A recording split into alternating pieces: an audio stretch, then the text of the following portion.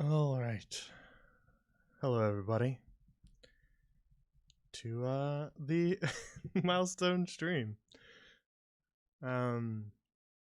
So, for those who are not aware, we have recently reached 100 followers, and I just wanted to celebrate a little bit. I don't know. I thought it'd be fun. Plus, I had some things that I've been working on for a while that I thought it would be nice to show off a little bit of. So let's hang out. How's everybody's day going?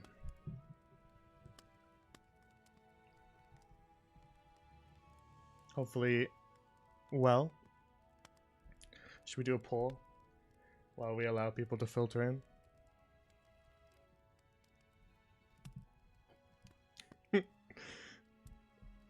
We're gonna do a couple polls.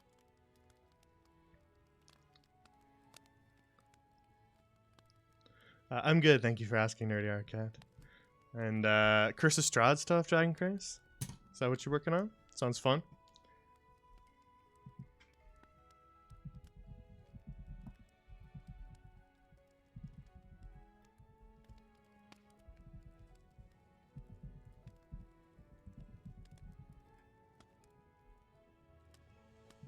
Alright. People arrive, welcome, Aiden. Curse of Strahd is pretty cool, so that's fun stuff to work on. Alright, there's a poll there, so don't miss it. Sometimes people forget that the poll exists at the top of the chat there. So make sure that you get it. Get your votes in.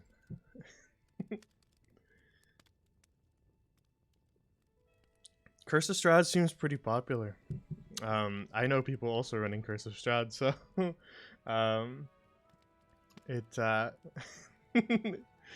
it definitely is a blast. So yeah, it is. It does have that sort of chaos to it that adds a bit of fun. For the most part. Plus, just good atmosphere, a good villain. All of that stuff really helps flesh a campaign out. And add some good times for your D&D party.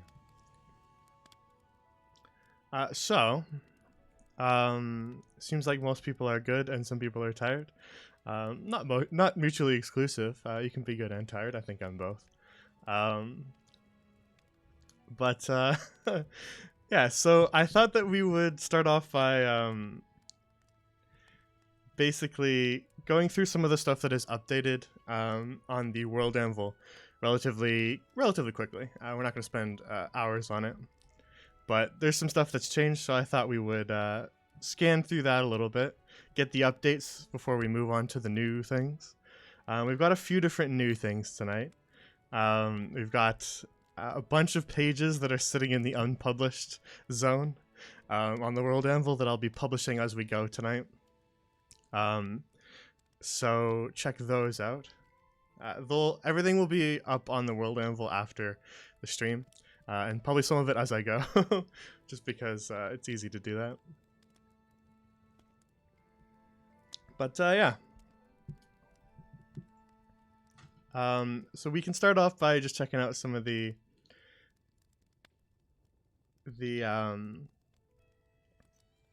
updates before we get to the new stuff, because I've made some changes to a few things, and we should address those. But I think for fun we're gonna do a couple polls. When we get to the new stuff, I'm gonna do polls and let you guys pick what we do next, because I think that'll be more entertaining. You'll get to pick what direction we go when we start to show the new things.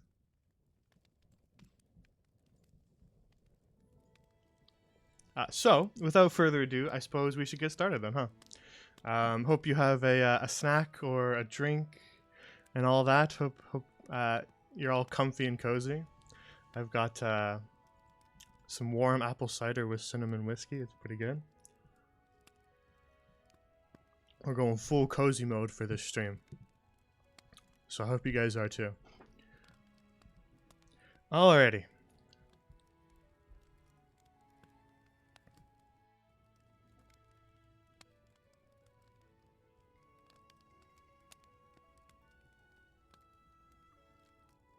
Had your session 0 last night using a revised CR, so they can actually wear I'm right. Cozy mode, yes. Crank the space heater.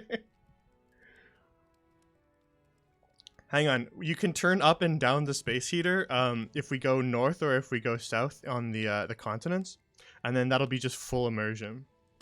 Cup ramen time? Sounds cozy to me. All right. Full immersion mode. You got to change your thermostat to match the environment that we're in. Yeah, open all your windows if we're in the cold areas, and then crank the heat. Grab a blanket. Should be going to bed, but don't want to. Story of my life. Subarctic here, yeah. Alrighty, let's get started. So the World Anvil looks a little bit different. So let's take a look at it. Drawing tablet, stream, tap water. That's pretty cozy. All right. So World Anvil, kind of different.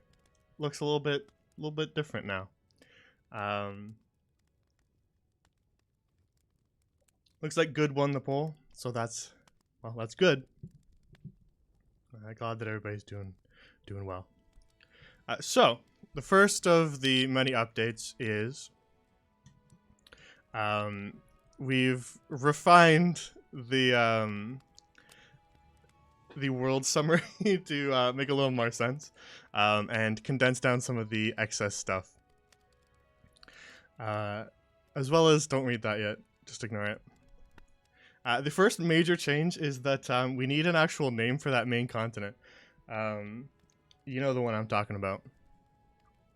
The one that all the campaigns have been taking place on, except for the Glimming Isles ones. To help straighten things out in everybody's brains, what we were previously just calling the mainlands, since it's not really the mainlands anymore, is known as Eldronor now. I've been bouncing back and forth between calling it the Elder Isle and the mainland, but we're just going to give it a name, because that will help it stay in everybody's brain a little bit better, hopefully. And mine. It's for my benefit. I'm pretending that it's for your benefit. It's for mine. We've got a little bit of an update to the look as well. Looks a little fancy. You might notice there's some maps missing. That's because they need to be updated. This one needs to be updated too. That's why they were gone. I had some people message me like, where are the maps on the World Anvil? That's why. That's where they went. I've reordered the stuff in the world section to be organized under Eldronor now. So it's all fitting under that, as well as the Glimmering Isles have been updated. Previously, we just had the Kiltahera and Middlemere ones, as well as the Ikamura one, I guess, yeah. So I added the other two as well, so we'll get to that. We're just getting started, Chibi. I've been doing a long intro to allow people who are late to filter in, so we're all good. So the first page that we're going to go to is just Eldronor. It's a nice, short, concise one because we want to get to this section here. So a basic description. I don't need to read that off for you. You can do that yourselves. But Eldronor is now considered the East, in comparison to what we'll be getting to later. And so we'll take a look at some of these, because something that was requested. People are always late, so sometimes I do slower intros. It's all good. Everybody's running on different timetables here. So as requested during one of my other streams, I have added sections to the cultural region pages, in order to address cultural cuisines of each of the regions. So we can just kind of scan through some of those if you guys want to. It'll make me really hungry, and it'll probably make you guys really hungry too. So every regional page now has one. Because I feel like it builds immersion, and I liked the idea when it was suggested. So we're going in on them. We'll quickly go through the existing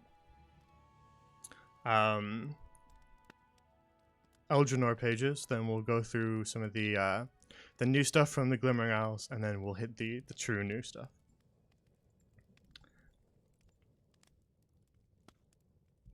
Alrighty. 1 second. Actually, you guys can come here. You're allowed to see this. I lied. You're allowed to see this. Disregard that. Alrighty. So as you can see, we've renamed this continent to make a little more sense. So let's get into it. This will be a trip through nostalgia for all the other places. So for those who are unfamiliar with the world, you'll be getting some new stuff. And for those who are a little bit more familiar, we will do some exploring.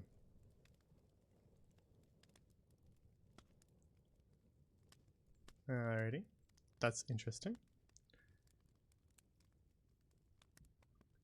Cool. So that doesn't want to load, but that's just fine. Let's let's refresh that page. Let's start reading that and let's refresh that page. Okay.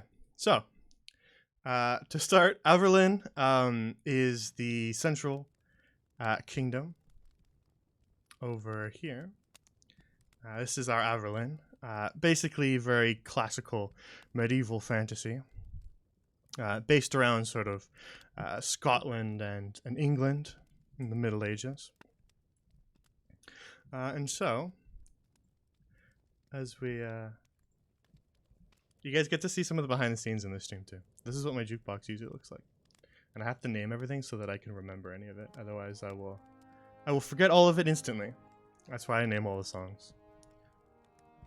Okay, so Averlin, Central Kingdom in Eldrannor, and the people of Averlin, in regards to cuisine, they depend on their farmland. Farming is a huge aspect of Averlinian life, and so they have all sorts of wheat fields, vegetables, cows, pigs, and chickens all on their farms to allow for enough food for the realm to eat. And they have that large trade road that goes right through it to allow things to circulate between the major cities. And so, this is a song that I used in Hearth and Home. That's why I'm playing it. So the first one is Hearth Roast, a classic Averlinian meal. Served at holidays at the Lord and Lion Inn in Hearth Hope, as some may remember. It's a hearty cut of beef roasted carefully in a glowing hearth over several hours, and then drenched in a gravy made from the drippings and deglazed with a nice red wine. That could be a red wine all the way from Carcassonne, but it could be a local red wine as well. Welcome, Al. How are you? Okay, DJ's here. Good. DJ, I've just been stalling because I don't want to hit the Ikamura stuff before you got here. That's why we're stalling. So the next meal from a town up in the mountains, Rockfall, is Mineworkers Meat Pie, which is made with beef or lamb, depending on what's available, and filled with potatoes, carrots, gravy. I think this was your suggestion, DJ. You suggested that we add cultural cuisines, I believe. So this is for you.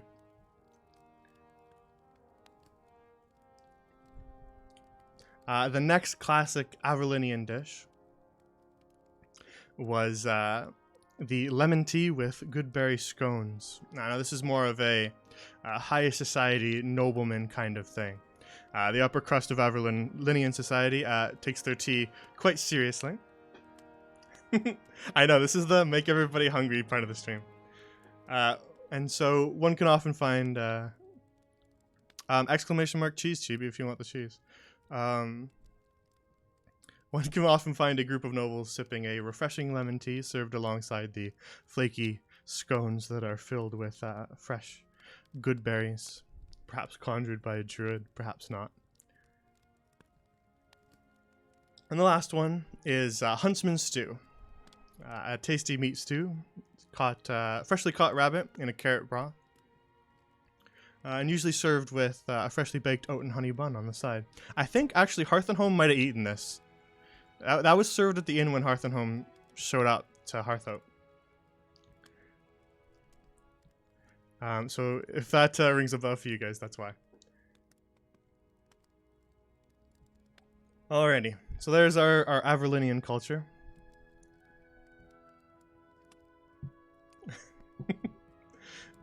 Let's move along to... Where do you guys want to go next?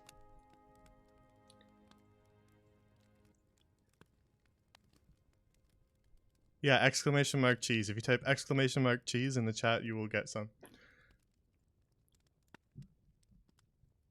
How about Lyrethia? Shall we go to the coast?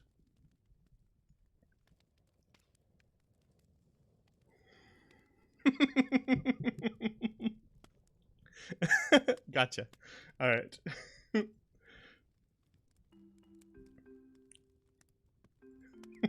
I changed that today because I knew someone would do it. It's a randomized, I think it's a D10 of poison damage. So every time you roll that, you'll get a different amount. So try not to die during the stream, all right, guys? Ouch. Elle, you got slammed.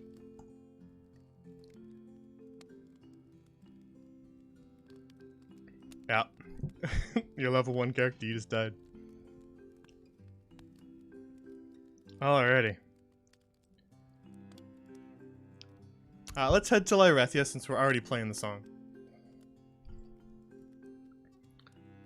Some might recall this song from a class of crows at my arcane college. This was their main theme, the leitmotif played throughout. So, Lyrethia being the hotbed of culture in Eldrannor, as well as a congregation for the arts and especially the magical arts, having both a Bard's College and the Arcane College located within the kingdom. And so their dining reflects that. Let's get to the very Lyrethian music. We're coming back to it, don't we? So, Lyrethian Cuisine, a land of culture and fine art. The Lyrethians also continue the tradition in their food as well. Often cooked with the aid of magical means, the cuisine of Lyrethia is both beautiful and delicious. Inspired by, quite clearly, French cooking, as that is what Lyrethia is inspired by. So our first dish on the menu is Croque Magic, which is a piping hot sandwich made with salted ham and bubbling cheese. And it's browned in an oven filled with dragon embers, so perpetually glowing embers that always give off heat and never go out, until the cheese forms a delectable crust. And usually topped with a fried egg to make a satisfying breakfast for any aspiring spellcaster. The next one is a bit of a alchemy project. It's a combination of an alcohol and a potion that some players might have received, but not drank, ever. Because I think I've given it to multiple parties and they've never used them. The Mana Drop Champagne is an expensive alcohol that bubbles delicately when its cork is popped. It's very light blue in color. And it's prized by mages all over, as it's said to assist in restoring one's arcane energies after a hard day of spellcasting.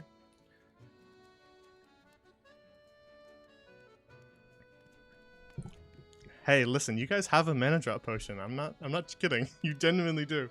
You found one. The next one is Bisque Fontaine from the City of Fountains, Champort, along the bay right here in the Bay of Fountains. And it is a rich, creamy soup made from a broth based on the many crustaceans found off the coast of Champort. Fountain langoustine, emerald crab, and cream come together into a delicious soup garnished with chives and served alongside flaky biscuits. I feel like I'm like the maitre d' of a restaurant right now, and this is kind of fun.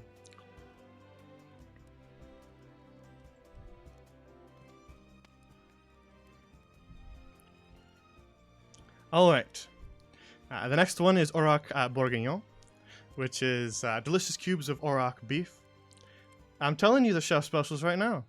This is what I'm listing right here. These are all the specials. There's lots more on the menu, but these are the specials. Delicious cubes of Auroch beef are aged rapidly through magical means and then braised in a red wine. Served in a stock of onions, garlic, and garnished with mushrooms and bacon.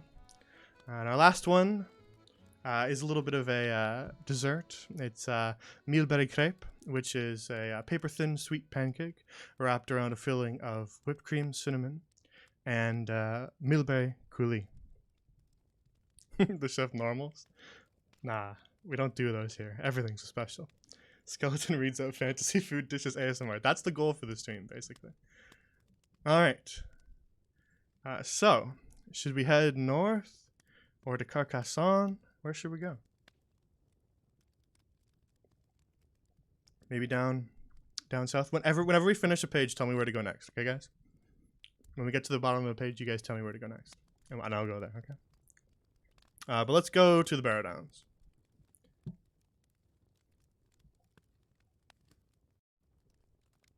Perfect. That was the suggestion, so we're going to go north to the Barrow Downs. Let's get... what's a good song?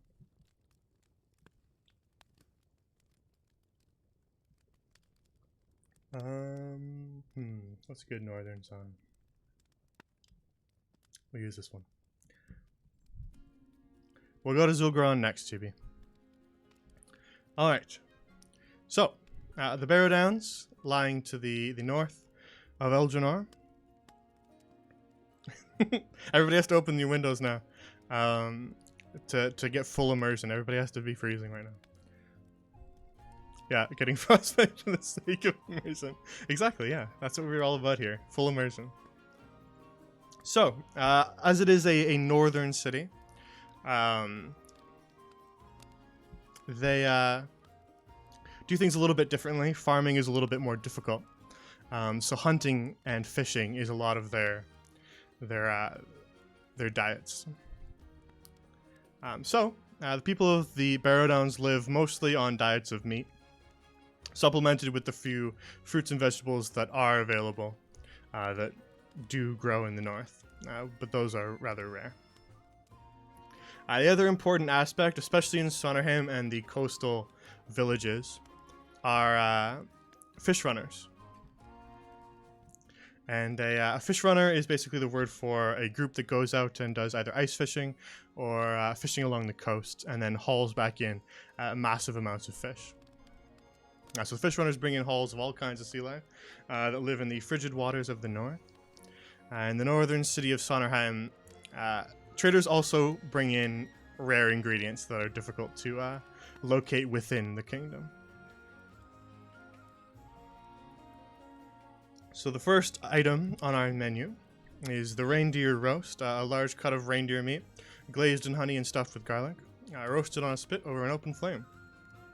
I have been told rather excellent when paired with a flagon of ale. Not fish with legs, correct. The next item is more of an entire meal in itself rather than a specific dish. And that'd be the Spirit Stone raclette. The Spirit Stone being a rounded, flat stone that they would actually pass down through their families, and everyone would use.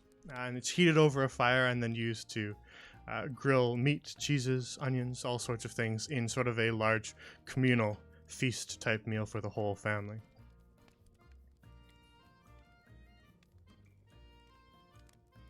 The next one is a Sonnerheim specialty that they serve in their taverns. And so that's a sweet apple cider mixed with a strong cinnamon whiskey. This is what I'm drinking right now. This is why I'm drinking it. I don't have the whipped cream though. Topped with whipped cream and sprinkled with nutmeg. And they will heat it in a mug over an open flame and then serve it to warm the bones after a long day in the cold, especially for fish runners who are out in the cold pretty much all day. It's a brutal life up there in the north. And the next one is a very commonly seen meal amongst people who live up in the north. Daggerjaw being a type of fish that they fish up in the north, in the frozen waters. So daggerjaw skillet is a fillet of daggerjaws fried in a skillet and served with potatoes, garnished with salt and parsley, if the season's right for parsley, and a common meal for fish runners. The cider, I can confirm, it is good. I'm literally drinking it right now, except for the whipped cream.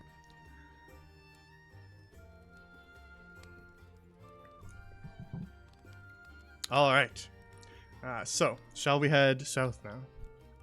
All the way down to the desert. To where the Seas of Sandgang are. Sounds like a good time to me.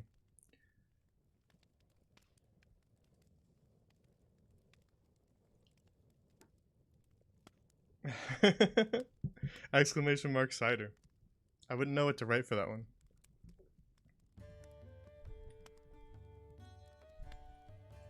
Alrighty. To the desert. So as most of you are aware, Zul'Gron is the desert kingdom, with Al-Zahar, its major city, sitting right in this bay here. But there's a few other settlements as well along the coastlines, as well as the Kasana Oasis. And there's a party right now. The group tomorrow on Sunday are in Kasana Oasis right now. So you guys might see some familiar things on this next page. Yes, impeccable timing, sorry. Alright. Yeah, you can pretend that this is everybody's favorite Sutsuliu playing the flute.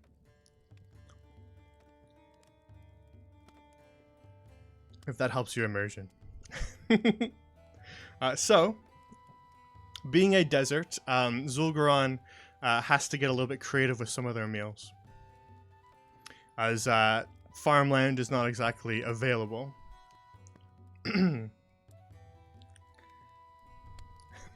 No, I just meant that it's everybody's favorite Sutsuliu. All the other Sutsulius are inferior to our Sutsuliu. The best character is still Pancake.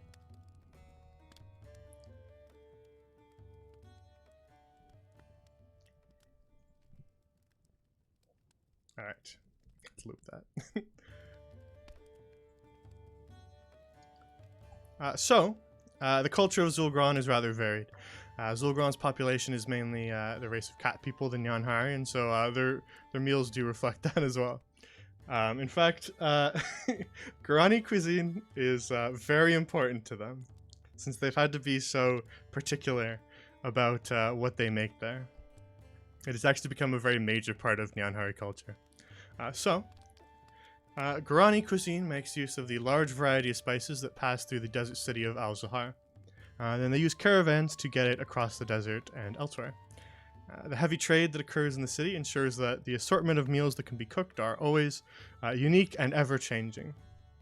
And this is actually a quality of pride for the Nyanhari people who call Al-Zahar home, as they value their culinary pursuits quite highly, so highly in fact that they actually tend to name their children after their favorite foods.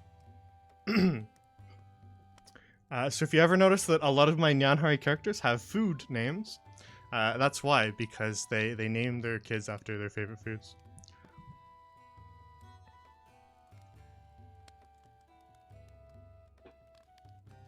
Even Pavlova is actually a food. If you guys thought she was named after Pavlov, she was not. She was actually named after the food. So yeah, most of my Nyanhari are all named after food. So, the first dish is a very familiar one. And that would be Dohara. which is a Al-Zahar specialty that most people who live in the city are familiar with. It is an incredibly potent spirit, distilled from a certain cactus found out in the Imhara. Most Outlanders who have not experienced Dohara before have a hard time drinking it without coughing, as we have seen multiple times. It involves some constitution checks. On the other hand, Halapa is another a drink that is served in the taverns. That's a little more mild, but it has its own sort of kick. And that's a fruit brandy spiced with hot pepper. It's a delicacy served in fine restaurants such as the Debonair, which we have seen before. The next one is the Palm Marara, which is a flatbread made from finely ground flour and wrapped in palm leaves for storage. It's often served alongside strips of crispy eel for a meal.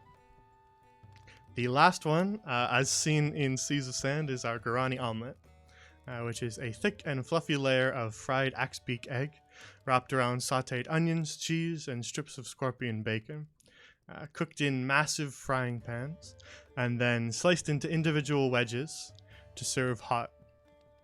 Enjoyed as any meal of the day, not just breakfast. It can be enjoyed whenever you want. Scorpion bacon, yeah, they liked it. Seas of Sand group, they liked it, so can confirm. This one's confirmed good, players, alright? So don't be shy if you go to Zul'Gran. Alright. That leaves one last place before we move on to the Glimmering Isles. The place that I think somebody in the chat might enjoy. Which is Pirate Central, Carcassonne.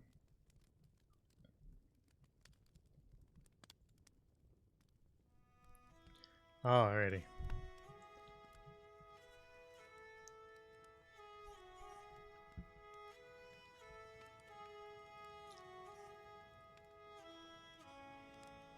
Now, as some of you might know, Carcassonne is a bit of a mixture of cultural influences. It's got a French name with Italian Italian influence, as well as a little bit of Roman there. And so the food reflects it. Carcassian cuisine consists mostly of seafood and alcohol, due to the large amount of coastline under the kingdom's control, as well as the vast vineyards across the countryside. As you guys are aware, they have 3 different crime families that just run their entire empire on wine in Carcassonne. So the wine barons provide plenty of alcohol. So the first one, many have seen. This is a very classic, famous wine that Carcassonne is known for. This would be the Kaisars blood wine, by a very mysterious wine sold only by the vineyards of the enigmatic Kaisar, one of Carcassonne's 3 wine barons. The wine is a deep red color, sweet and elegantly spiced, with the slightest hint of a metallic aftertaste. Yes, Kaz can confirm. It's pretty good. It slaps by his own definition.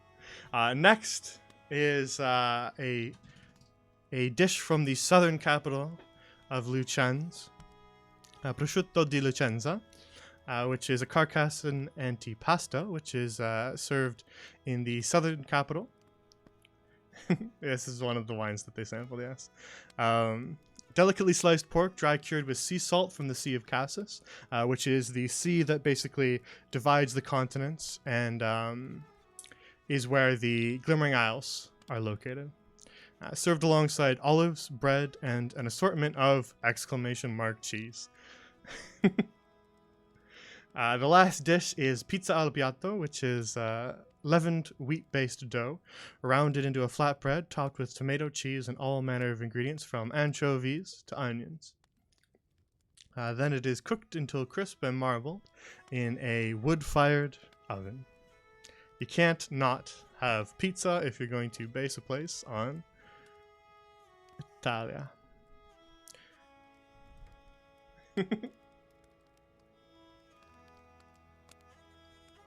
All right, so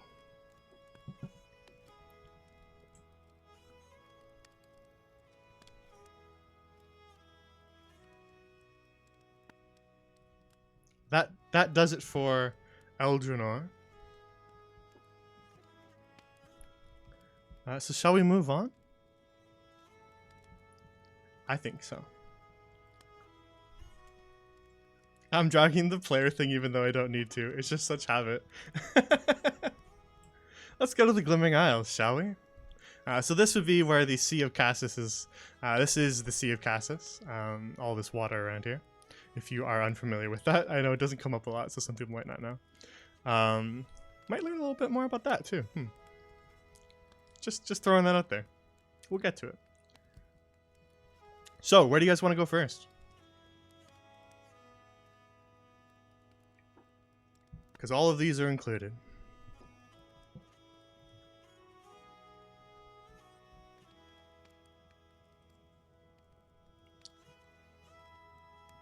Potatoes? I heard potatoes, so that means Middlemere. We'll go to the Feylands next. We'll start with Middlemere, and we'll head to the Feylands next. Alright.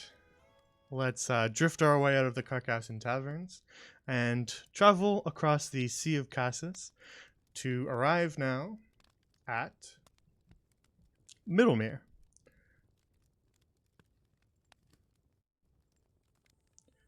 Alrighty. This song might ring a bell. Let's close all of these up. Make some space for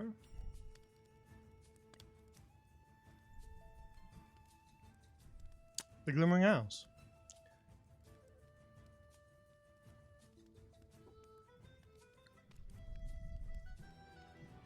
So Middlemere, as some may be aware, is inspired by medieval Ireland.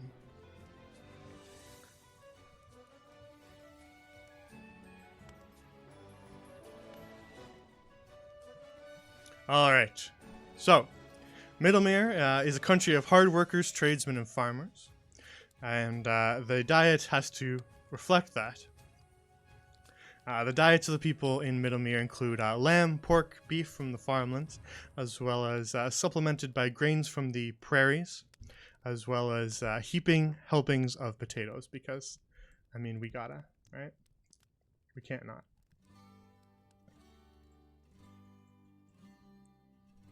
Alright. Or if you're in Silversong, then yeah, they just eat only pastries for every meal from the Mayflower bakery. So, the first dish on our menu is the Sunnyside Fry. And that is a frying pan full of sausages, toasted bread, bacon, mushrooms, and eggs. The eggs cooked sunny side up, of course, as this is a specialty from the rolling grassland plains of Sunnyside. Our Lady provides, indeed.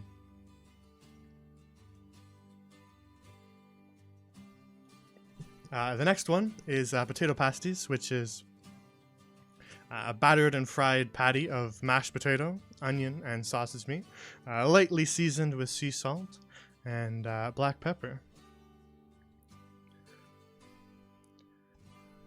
This one may bring some bells. This is Glory Wine, light and fruity purple wine from the vineyards of Belissander. Belissander's grapevines are renowned across the whole of Middlemere for the fine wine that they produce, making this a pretty sought-after product. And the last one, no, it is specifically not tasty, actually. Cloud wine is its own thing. I'll hint.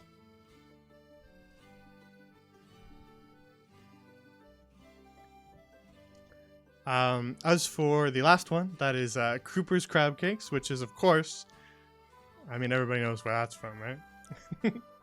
Everybody's favorite character. A flaky and buttery biscuit filled with shredded crab meat, freshly caught on the coast of Silken Shore. Served hot in the titular establishment. Cooper's Crab Shack, of course. The best tavern in all of Middlemere.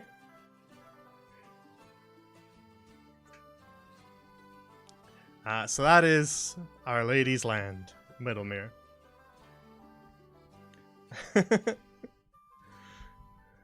Alright, so I heard Feyland's next, so let's go there. Bar brawls aplenty with Atoile and Ned. And plenty of bar brawls to be had in Cooper's Crab Shack. They did kill the spider there. Alright, so next up is Kael Taihera, also known as the Feylands, home of the elves, and also home of the Wednesday campaign, which would be Whispers in the Woods. Alrighty. Not yet. Let's go back to this page. That's the one I'm looking for. Alrighty.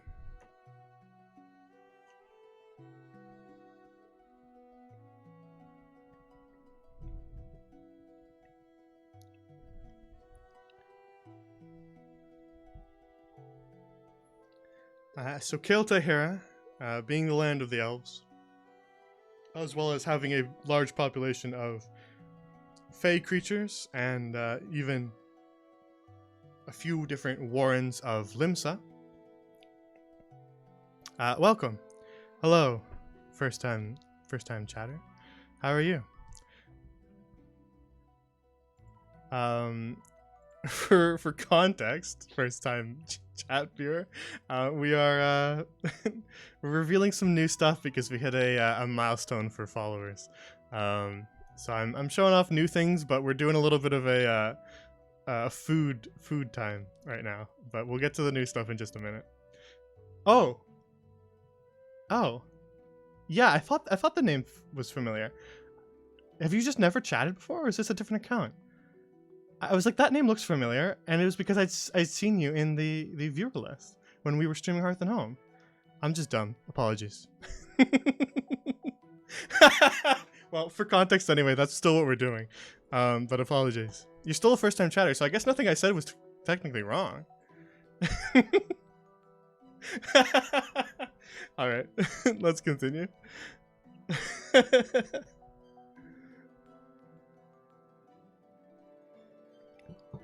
So, the elves of Kael Taihera have spent centuries perfecting their culinary arts.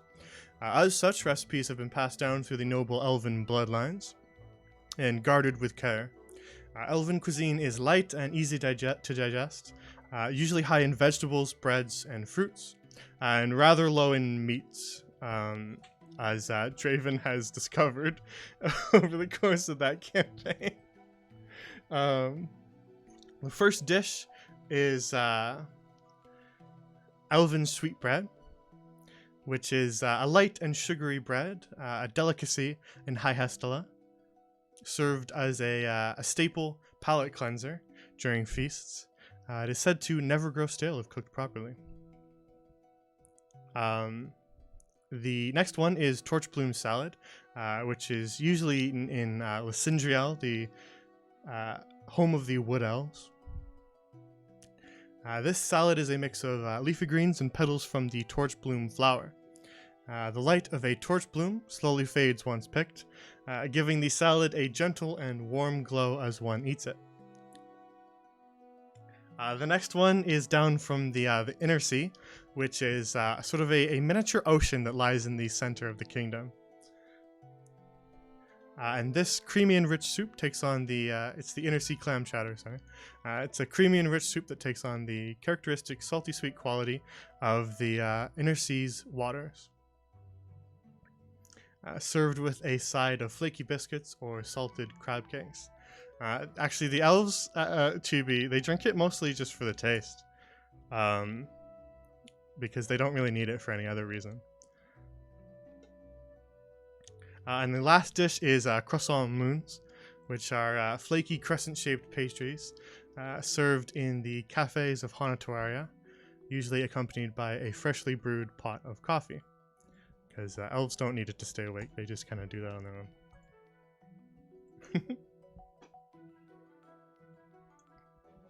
Alright. Where to next, friends?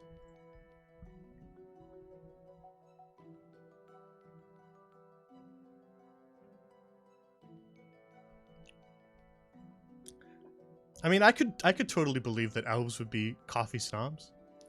I'm assuming you mean Moravia.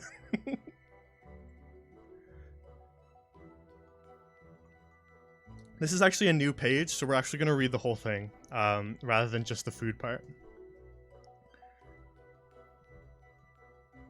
So we're going to go up to the spear, as lots of Outlanders tend to call it, due to its shape. So we'll head on up to the spear. Sounds good to me. And we'll read the whole thing, since this is an entirely new page to the World Anvil. Alrighty. Welcome to Moravia, everybody.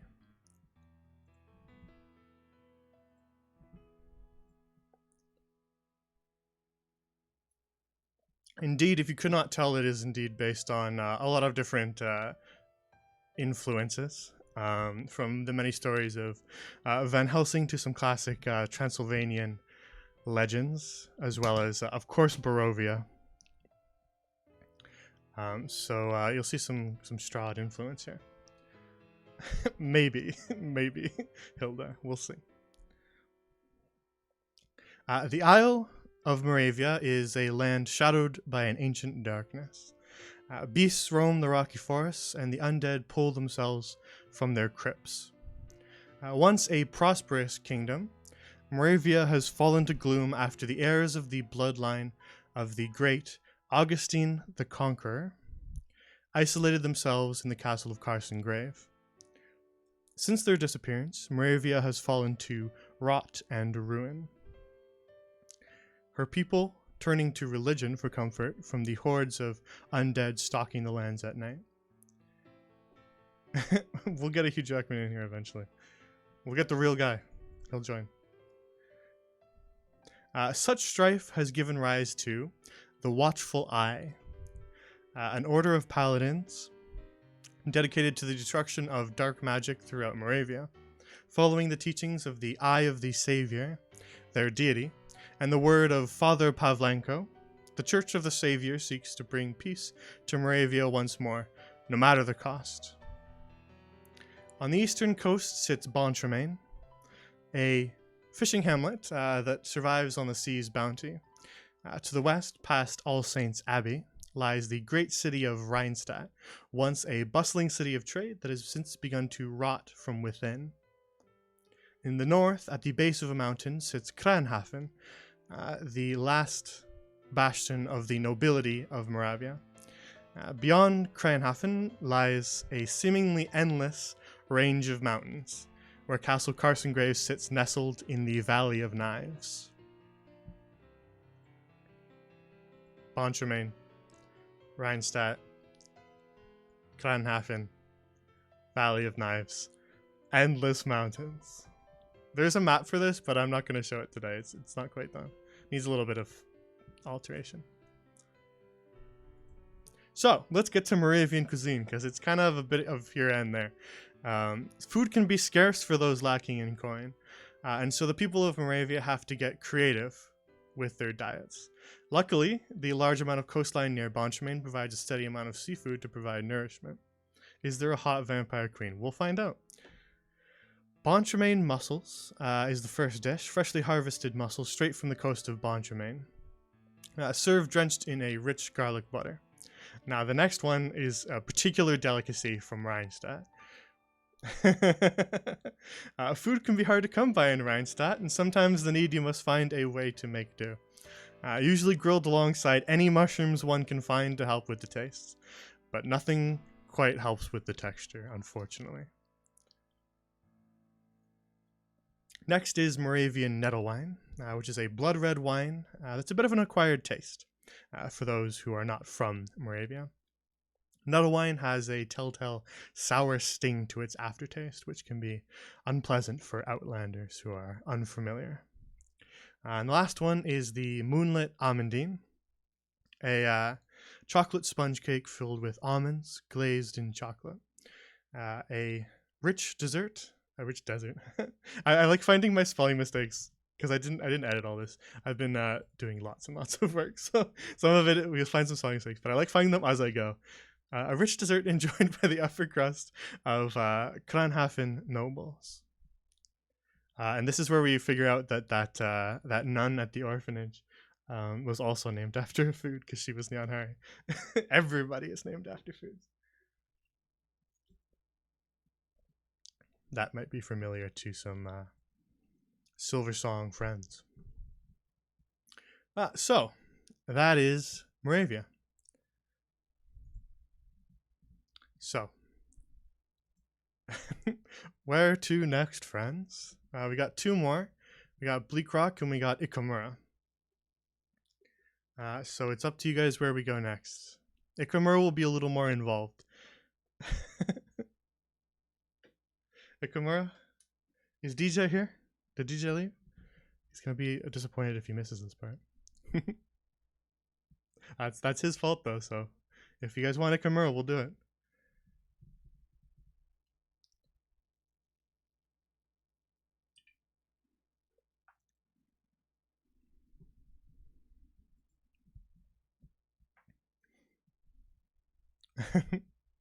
Very well, we can go there if you'd like.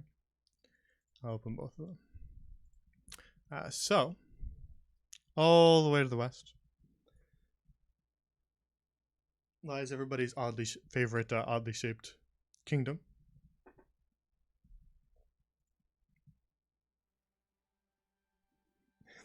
Let him suffer. All right.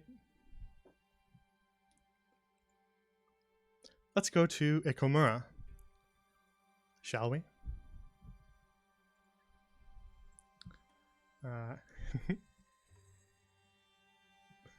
So, as some of you already are aware, Ikamura is obviously inspired by feudal Japan, with their many noble clans that rule from their manors and estates across the kingdom.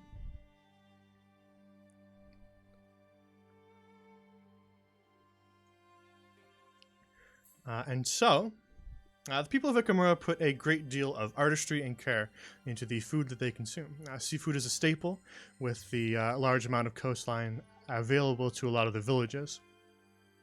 But they also have some grasslands sort of central to the kingdom that allow for rice, chicken, and beef to be served as well. Fish is very frequently consumed raw and combined with rice and seaweed. Our first dish is ink pot ikeyaki, which is a very, very classic dish for them. This is a very iconic Ikamuran meal. Grilled squid sliced into rings and served on a stick, then drizzled in a sweetened soy sauce mixed with squid ink. A popular dish sold by street vendors along the markets of Mizugane, which is one of the large cities. It's in fact the capital city. The next one, Tagayasu Chahan, which is a steaming bowl of fried rice mixed with chopped carrots, peas, onions, scrambled egg, mushrooms, and topped with salted slices of pork belly. The coastal variants in some of the villages next to the sea use crab meat rather than pork belly. The next one is shirogari gyudon, which is a generous helping of rice topped with beef and onions simmered in a fish and seaweed stock. A commonly served dish in the pampas grass meadows of the Shirogari Plains. This is what this stream is. I warned you guys at the beginning. You weren't here for that, but I did warn everybody. This is the hungry stream. The next one is silver sake, which is a Mizugani specialty, consumed in large quantities by the workers of Tetsucho, a metalworking district in the sprawling city of Mizugane. A robust wine brewed from rice and served alongside grilled chicken or fish. Yeah, that's the spell I'm casting on you all right now. Our next one is Sakura Dango, which is beautiful pink confectionaries. Ikumaran sweet dumplings made from rice flour and served drizzled in a syrup made from sakura blossoms. And our last one is Surizao Takoyaki. Power word hungry. A round ball of wheat flour batter with diced octopus at its center, served with a generous sprinkling of spring onion and dried seaweed.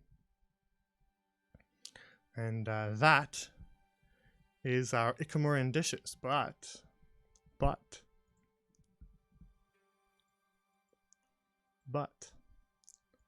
there's more.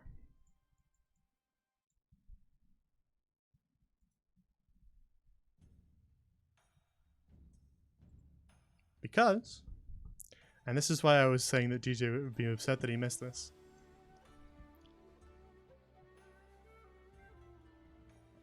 Let's take a look at actual Ikamura, shall we?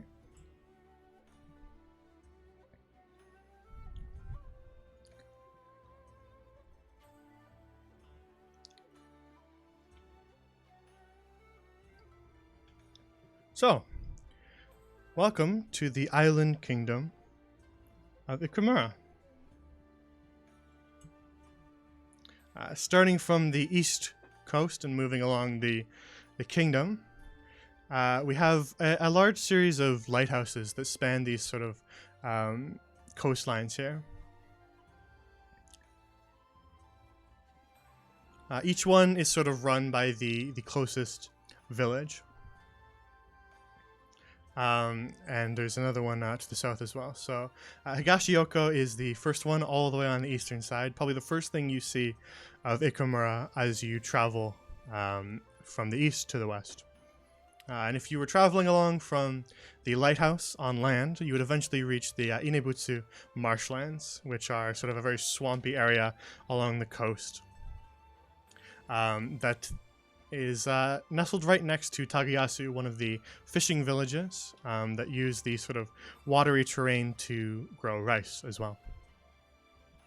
Another fishing village to the south is Surizao, which, again, these two combined villages make up quite a bit of fishing and providing fish to a lot of the inland areas. And to the west of Surizao is the Takakorachi Woods, which is where the Mori estate lies. Now the Mori estate being one of the noble houses. Some might recall a few different characters mentioning the Mori house. There's that symbol. Their phrase being honor grants justice. So that is where they live in their estate in the bamboo forest of Takakorachi Woods. Yes, so Assassin Friend is from here, as well as she's not a Mori, but she's from here, as well as a character from Class of Crows, and it's been mentioned in Fresh Meat as well. The Mori house has been probably the most mentioned out of any of the noble clans. But if we head north from the Mori estate, we will eventually reach the Konjo estate across some grasslands, which would be where, of course, the Konjo family lives. And they are basically associated with the color red. Some say that they have descended, that they have Oni blood running in their veins. As they tend to be to have fiery tempers. That tends to be their thing. But let's take a peek at them.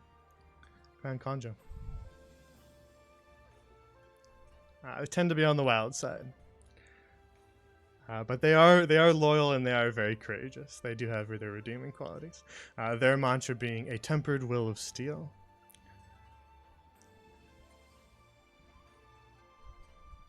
Now, if we head a little bit further west, sort of along this kind of strait in the center here, you will eventually reach a forest that is made up completely of golden colored trees. A very stark contrast from the Takakorachi Woods, as well as the more red maples around the Konjo estate. And in the center of those golden woods, one will find the Amata Shrine.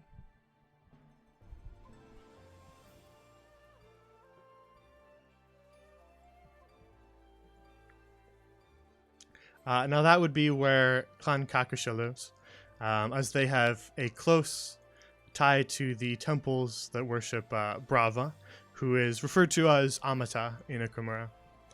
They do large amounts of charity work for the common folk and downtrodden, and their clan holds the best healers on the entire island, their mantra being light gifted upon us. So that would be their major shrine in the center of these golden woods. And if we head even further east, or further west, you eventually will have to cross the Shiragai Plains. They do have a death grip on land travel, but luckily they are very peaceable and friendly.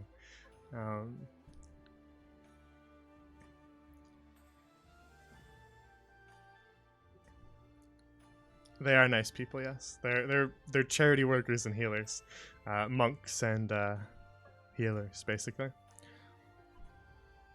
So that takes us to the Shiragai Plains, which are large, pampas grass plains that divide the sort of western part of the kingdom.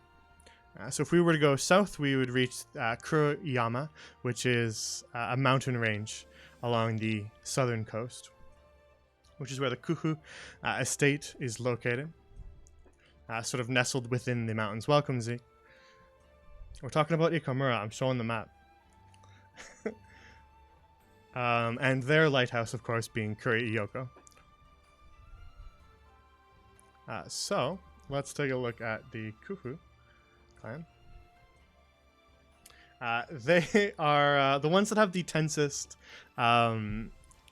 relationship with the other noble clans.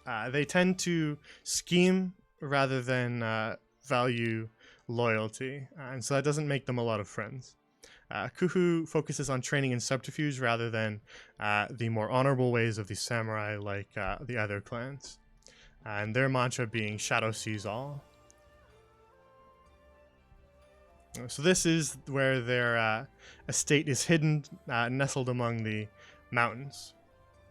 Yes, they are a clan of assassins and spy masters. So, if we head a little bit north, we'll eventually get to Aokiyama, which is a bamboo forest with a bunch of sort of wooded mountains located within it, as well as another smaller village known as Sokuyami.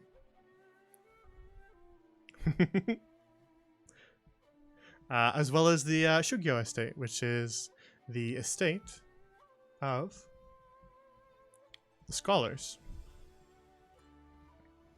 Clan Shugyo being the ones that are dedicated to archiving and documenting knowledge. They have large libraries of scrolls at their ancestral home, being the Shugyo estate. Their mantra being spirit through knowledge.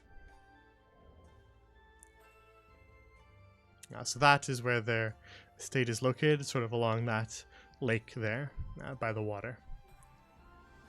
If we head even further north, eventually we'll arrive at a very freezing cold winter area known as Chukutani, where not many people tread, as it's not a very hospitable place. But some say that there are small villages located up there. Yu-Gi-Oh? Not quite. So, along the very far western side of Ikamura is Mizugane, which is the capital, the largest city in Ikamura. And it's split up into a lot of different districts. The most notable of which being the metalworking district known as Tetsucho. So a very large population lives there. It's sort of located along the coast. Mizugane being a ancient word meaning quicksilver. And it has a bunch of rivers rolling through it, with many bridges to cross. But if you head a little bit north of Mizugane, you'll eventually arrive at the Imperial Palace, which is Meikun Palace, of course, of the noble Emperor's clan. Well, that's very flattering. Thank you, Hilda. Clan Meikun being the royal house of Ikamura, the shogun's house. Their family has been ruling over Ikamura for hundreds of years. Their mantra being heaven found within simplicity. Well, that's the goal. And we're only halfway through the stream, ladies and gentlemen. Got a lot more to go. So that would be where their palace is. It's all color coordinated, as you can tell. There's so many colors in Ikamura when I scroll out. It's really nice. Very pleasing to the eye. And of course, if you head north, I forgot to mention this, but there's another sort of northern region known as Shimazaki. And then if you go further beyond it, there's a small little island with a massive mountain known as Hokushima. Yeah, for sure. This is why I wanted to give it to you guys, so that you could have characters that are from it. I'm eventually going to do campaigns that are set here, including Fresh Meat, eventually that group, the Brass Hand, eventually arriving here. But right now we don't have the correct assets to make it look authentic and atmospheric, so I'm just holding off until we can do that. As soon as I get the asset pack, then we're golden, ladies and gentlemen. But for now, we're holding off. But I do want to do stuff here because I have a million ideas for Ikamura. So that is Squidland, Ikamura. For those unaware, Ikamura literally means Squid Village.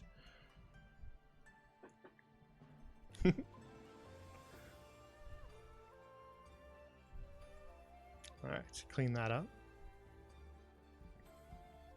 So yeah, I thought I would show off some new stuff since I had this map ready. But let's head back because there's still one more Glimmering Isle, isn't there? We forgot one, didn't we? In the top right.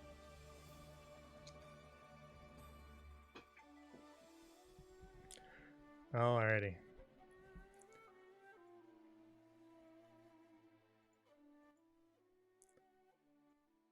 So, last but not least of the many different and very diverse Glimmering Isles, we have the Northeastern Island region. I won't call it a kingdom because it ain't one. Alrighty, let's get going. So, if we sail a little bit north of Keotahira, and we make it past the massive whirlpool Sindrin's Eye, then eventually we arrive in Bleak Rock, also known as the Arcane Frontier. Should I do an accent for this one? I feel like I need to. The folk of Bleak Rock settled there with a dream of a new life. It was a frontier devoid of kings and conquerors, where a man could carve out his place in the world. What the settlers of Bleak Rock found was a land of dense forests, dusty deserts, and a rush of arcane energy. This attracted even more settlers as folk came from all over to mine for the arcane crystals found within the mountains of Bleak Rock. This became what was known as the Mana Rush. With arcane energy teeming within the land, the folk of Bleak Rock quickly found the area packed with spellcasters. Spell slinging became a way of life, used for practical purposes, self-defense, and of course, criminal endeavors. Spell slingers with particularly potent spells, those with a fast wand hand, became outlaws, stealing coin from the innocent and the wealthy. Because of the dusty desert and harsh conditions, folk from Bleak Rock dress a little different than folk from the other lands. They wear leather clothes to stand up to the wind, wide-brim hats to keep the sun off, and bandanas to keep the dust away, as well as furs to keep warm in the winter. The unique fashion, dialect, and culture of Bleak Rock ensures that one can always recognize a Bleak Rock native whenever they travel to the other parts of the realm. They also have their own sort of unique cuisine. Okay, good, we're looking. The fields of Bleak Rock provide ample room to grow wheat and corn, leading to a higher concentration of bread and flour-based dishes in their diets. Large herds of cattle are raised on ranches, and sprawling farmsteads provide chicken and pork. The food of Bleak Rock is comforting, hearty, and often cooked while on caravan journeys across the Arcane Frontier. The first dish on our menu is the Whiskey Brisket, a delicious cut of beef, rubbed down with a Dwarven whiskey-based marinade and slow roasted for hours in an iron oven built over ember crystals. Sliced neatly and served alongside a cob of corn and chopped carrots. And yes, Charlie Chorn, you are indeed correct. That was where Tanith was from. That's why he had the accent. He was a sheriff. That's why he's he used to be a sheriff in Bleak Rock before he came to Lysindriel. That's why he's still working as basically a cop in the Forest Guard. The next dish is, and that's why he recognized Wits as being a spellcaster.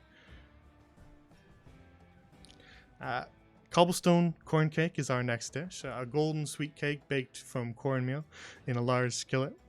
Served with a pat of butter on top. Perfect for breakfast the next day as well. The next one is Umberland Apple Pie. The Umberlands being a central kind of plains area in Bleak Rock. And that is a crisp and flaky pie filled with freshly picked sugar apples and served for dessert. Is it auto? I think it was autocorrect. That's the problem here. I'm not that dumb. I know the difference. The next one is Nectar, which is a stiff alcoholic drink made from the sugars of fermented cacti found in the deserts of Bleak Rock. Served in many a saloon across the wild Arcane Frontier.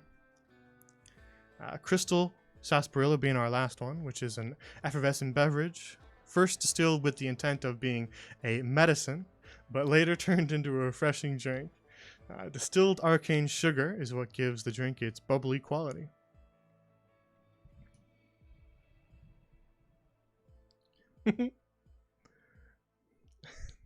I mean, he did have the accent, Chibi. It's a good guess. So that is Bleak Rock. So things move a little bit differently on the Arcane Frontier just because they have found these arcane crystals that are sort of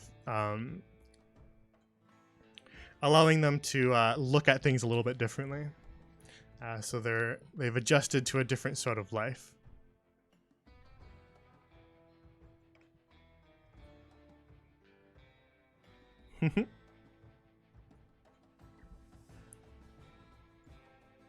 So that is Bleak Rock.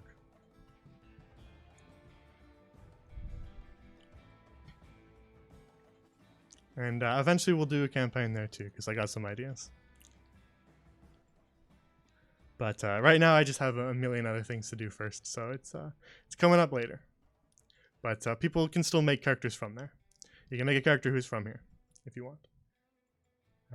Because they do blend decently well. They're not that technologically advanced. They just have a different way of life because of the crystals. But tech level is still relatively comparable. As the arcane crystals lose a bit of potency once you take them a little further away from Bleak Rock.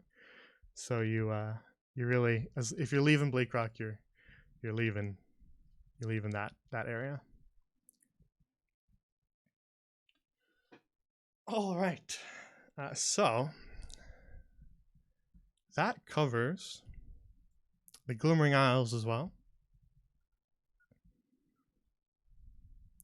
And so we've dealt with both Eldrenor and the Glimmering Isles. So that would be that done.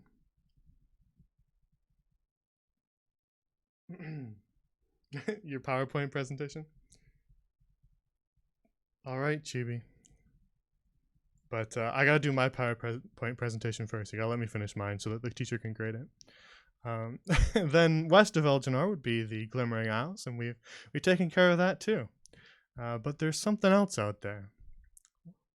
After all, let's say I went sailing to Ikamura, but I decided that this place ain't for me. I want to keep going a little bit further west. What would lie beyond? I wonder. Shall we find out?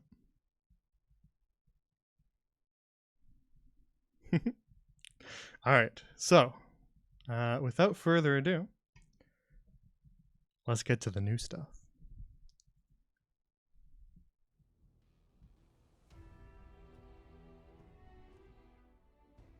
So, crossing the Sea of Casus takes quite a while and it can be fraught with peril, but should one manage to do it, then they might just find that sailing past Ikamura leads them to another continent.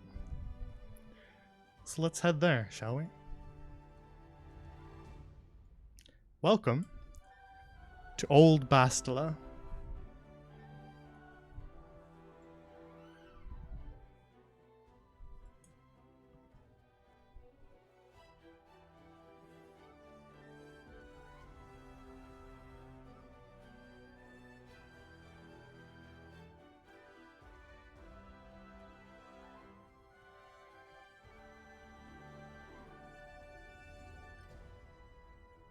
A second major continent, and the the next major expansion to the realm to allow us some more character options. So, where do you guys want to start? Let's zoom way out. I'll scroll a little bit because if I zoom too far out, you guys can't see. Let's hear it, everybody. Where do you want to start? You guys get to decide.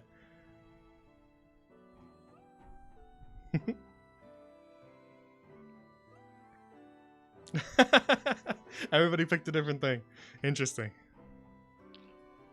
I think we're gonna start with the titles in white, which are the major regions. So let's pick one of the three, and then we'll then we'll go from there. Because if we're not gonna start here, we'll start here and then cover here, if that makes sense. We'll start with the ones in white.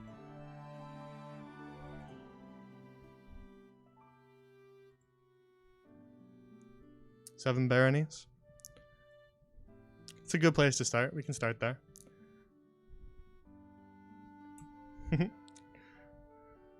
Sure, we'll start at the Seven Baronies because that's a decent place to start. It's the most normal of any of the areas, so we'll start there.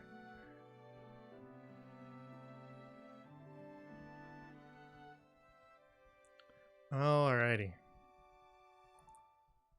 Let's head to the Seven Baronies.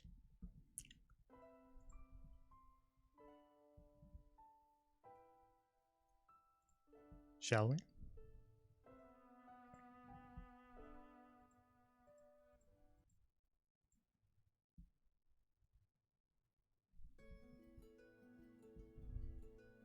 All right. So, central to Old Bastila is the Seven Baronies. There isn't an exclamation mark command for everything, guys. And also, yes, all these places also have, eventually we'll also have cuisine sections. Seven Baronies don't have one. Wait, do they? Maybe I didn't copy it yet. It'll have one eventually. So, the Seven Baronies, central to Old Bastila, are a group of feudal colonies, each with their own lord that rules over them, alongside their noble house. Each lord also has a number of small villages and towns that in the surrounding countryside that belong to that barony and are ruled over by the lord, and have bannermen that serve that lord. Currently, they are at tentative peace with each other, though that may not last. So, the baronies are as follows. And we're going to have to bounce back and forth. Starting in the north, the ones with the little stars, those are the baronies. So starting in the north is Yule Frost.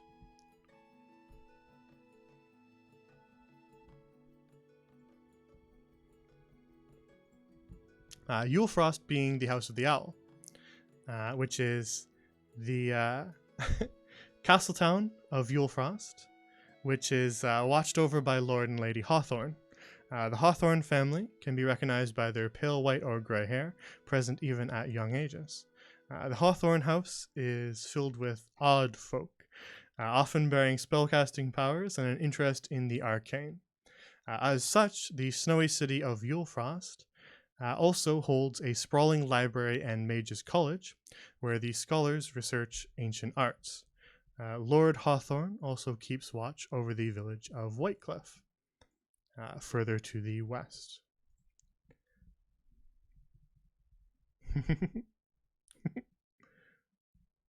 Yeah, basically. Alright. So, this place has a faction. Should we do it now or should we do it later? Let's do it later. Let's do all the baronies first, so that we can stay on this page. We'll do it later. But Yule Frost and the Hawthorns being the House of the Owl, their sigil looks as follows.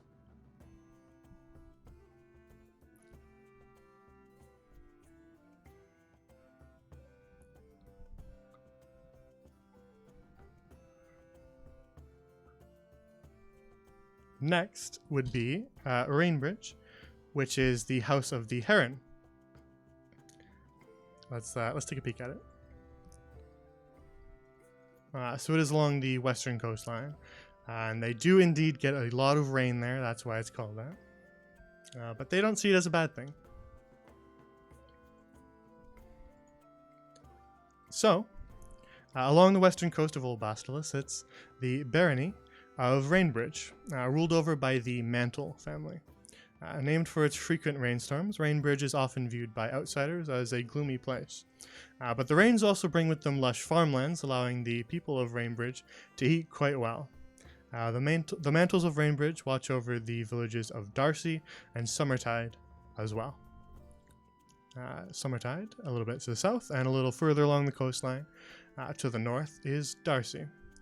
And they are sort of cut off from the rest of the baronies by the Painted Mountains, which are a large stretch of picturesque mountains, which we might learn what lies within them relatively soon, he says vaguely, not wanting to say anything further. So, the House of the Heron being this sigil. That's better. That looks way better. So this would be the sigil of House Mantle and Rainbridge.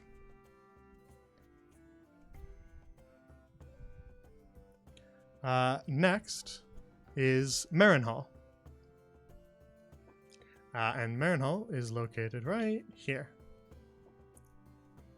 Sort of within a bay, and it's a larger city.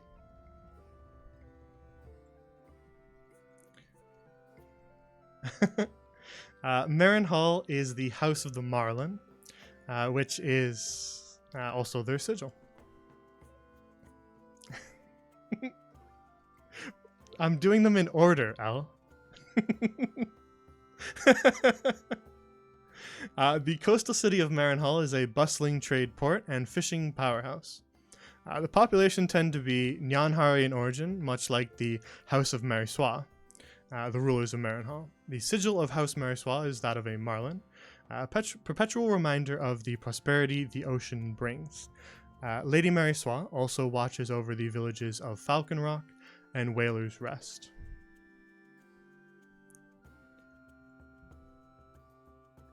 And this is their sigil. The Marlin of Marin Hall.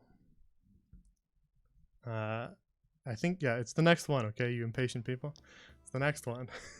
Relax. We'll get there. We got a lot of stuff here. This is a big place. Fish House has cat people, yes, correct. So, a little bit north of Marin Hall, right along the edges of the Midnight Vale, which is a incredibly dangerous mountain range that most people do not dare to cross. This sort of acts as a border between the Seven Baronies and the Stormlands to the north. And many a traveler has never returned from this trip, and so most steer clear. But nestled at the base of them, in the pine forests, is Last Haven. Last Haven is the house of the bear, and it is run by the Raleigh family. The Raleighs of Last Haven have dark chestnut hair, sometimes accented with rich reds. Last Haven is a rustic frontier castle, and the Raleighs match that as well. They are hunters, warriors, and ferocious folk, but raucous and merry during their many glorious feasts. Lord Raleigh also watches over the village of Ostagrave, which is just a little bit southeast of Last Haven, also nestled within the forests and the mountains. And the sigil of House Raleigh being that of the bear.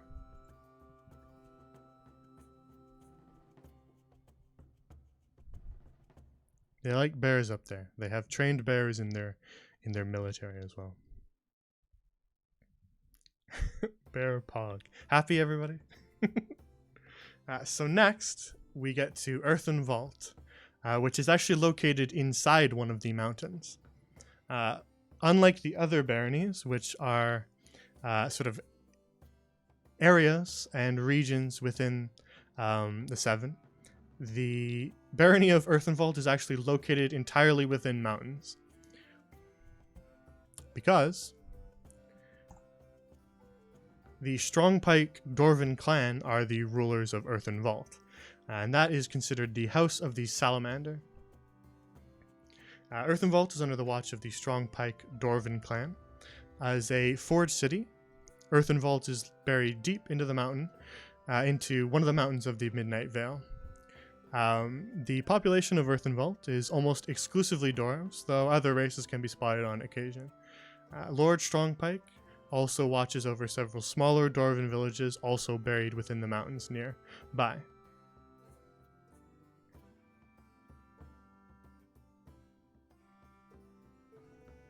That brings us to the next one, which is located sort of in the grasslands. And that would be the holy city of Holy Ann. Oh, sorry, I didn't show you the sigil. My bad.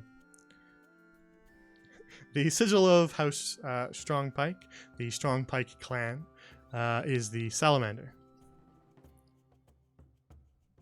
There you go. Sorry. Forgot that one. But we got it. We got it. So, Holy Ann is the House of the Hippogriff, and is a bustling city located in the lowlands at the center of the Seven Baronies. The city boasts massive cathedrals and churches, and is considered the holy city of Old Bastila. Holy Ann is ruled by the Bellinor family, a noble elven bloodline. The Bellinors also keep watch over the town of Merithist, at the base of the Painted Mountains. As you can see, Merithist is located as follows. There is also a faction for this place, but I think we're going to do them all at the end of this group. So, the sigil of House Bellinor is the Hippogriff, of course, and appears as follows.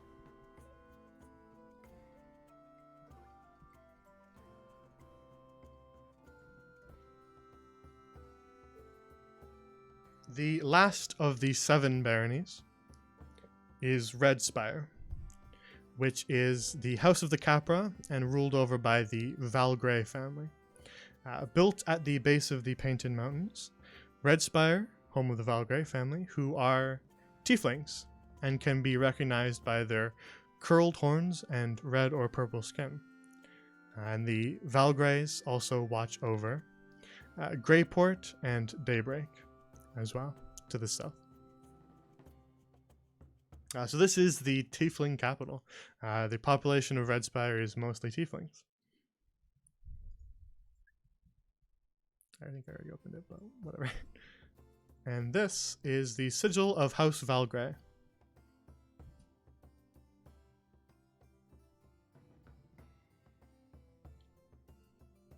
The House of the Capra, or a goat.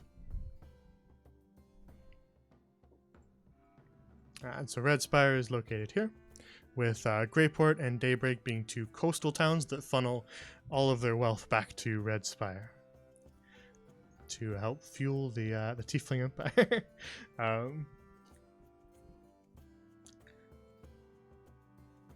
Goat, indeed, goat.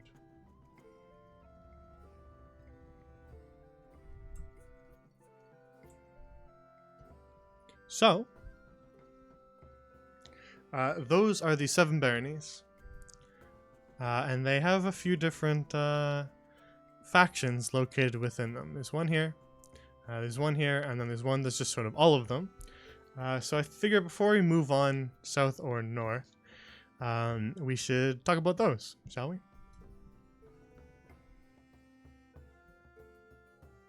Let's go find them.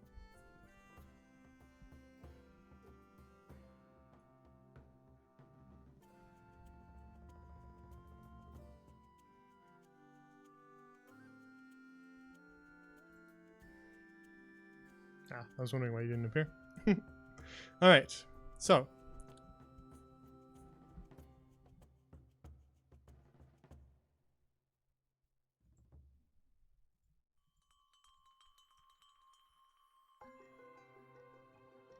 Well, we're switching it up.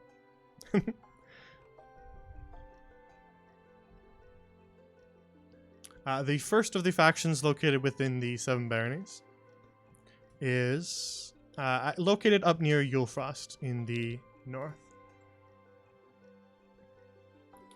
Let's loop that one. And that would be the Moonlit Path. And the Moonlit Path are a consortium of sorcerers and wizards that study the effects of the moon on the channeling of arcane energy and seek to further the word of Hana across the Star of Lorien. Their sigil is that of the lunar moth. As you can see on the side, let me scroll so my hat's out of the way. There you go. They have a sprawling library and guild hall located near Yulefrost, where they train young sorcerers to control their powers, aid young wizards in their studies, and further the advancement of the arcane arts in any way they can. But they have another side to them as well. Another facet of the Moonlit Path is the effort to quell dark magic across Old Bastilo, wherever it may wake. A member of the Moonlit Path who dedicates their efforts to the eradication of dark magic is referred to as a Moonlit Spear. The Hall of Moonlight, the Path's base of operations, is part church, part library, and part guild hall. The twisting corridors lead to massive libraries, alchemy workshops, study chambers, and dining halls. In the highest reaches of the Hall of Moonlight lies the Astronomy Tower, a vital part of the Moonlit Path's studies. So this is a faction that is primarily for spellcasters. Typically not warlocks, but sorcerers and wizards. But it is also part church, as they worship one of the gods, the goddess of magic Hana. Also the goddess of the moon, in case you couldn't tell. And so there is a place for clerics and paladins within this faction as well.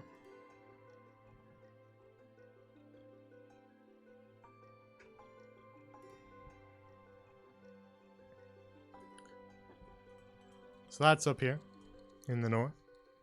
But if we head a little bit south to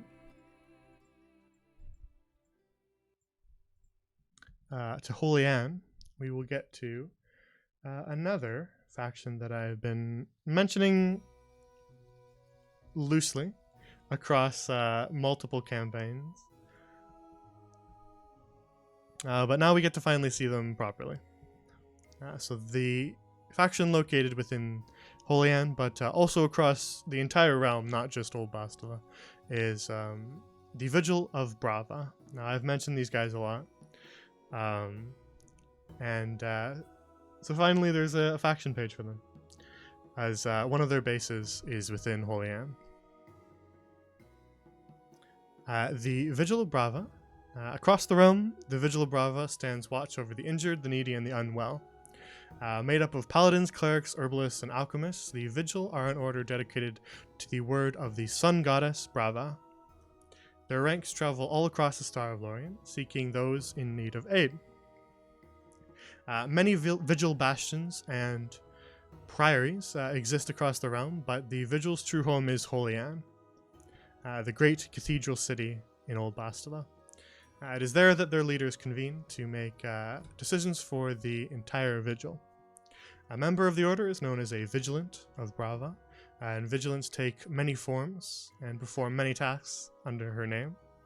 Some act as healers, some work to feed the poor and hungry, others set out to rid the realm of undead, and whatever dark corner they may lurk. So there's a few different roles here. Healers, paladins, undead hunters, and alchemists. Depending on your skill set, they have a use for you. So healers travel around the realm and set up, or they set up in a single spot sometimes, in order to heal common folk of diseases, ailments, and injuries. Paladins are the holy order of knights who represent the word of Braava, and they defend the common folk and fight against anything that would harm them. So next is the Undead Hunters, a smaller, more specialized division of the Vigil, who track occurrences of the undead coming back to life and seek out the sources in order to allow the dead to rest once more. Lastly being number 4, the Alchemists, who dedicate their time to finding new ways to cure ailments. They can be found brewing new concoctions, tinctures, and potions in their workshops and laboratories, and have been known to pay handsome sums to those who can obtain rare ingredients for them. Wow, we've almost been going for 2 hours. Been losing track of time. So that is the Vigil of Braava, located within Holy Anne, but across the realm as well.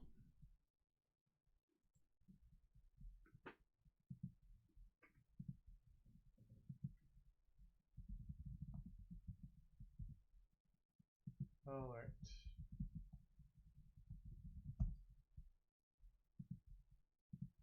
Let's do another poll. Is that a bad thing or a good thing? Sorry, I can't tell. Okay, vote. Vote in the poll.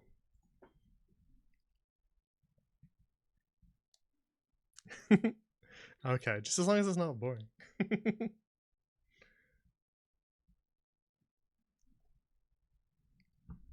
Make sure you vote in the poll if you want your voice heard. We already did that, sorry. That's been up on the World Anvil for ages.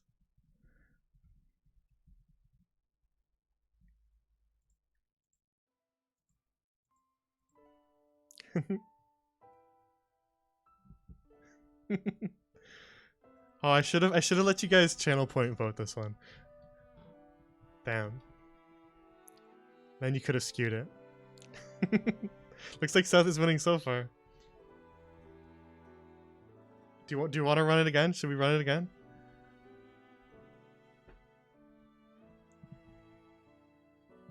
All right, run it back. Run it back.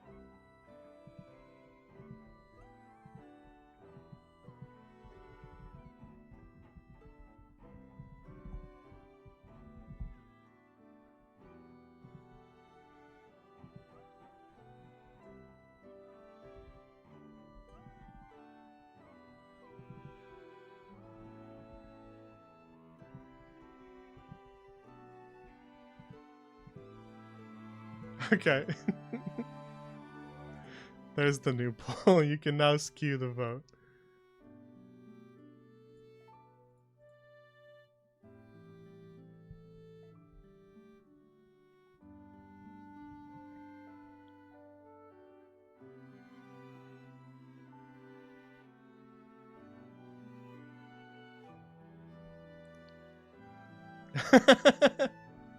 After you vote, you can add channel points to, or technically bits, I guess, to skew the vote whichever way you want it to go. So, oh, South is winning. North is winning. Oh, it's close. I'll do brief little flyovers. South. North.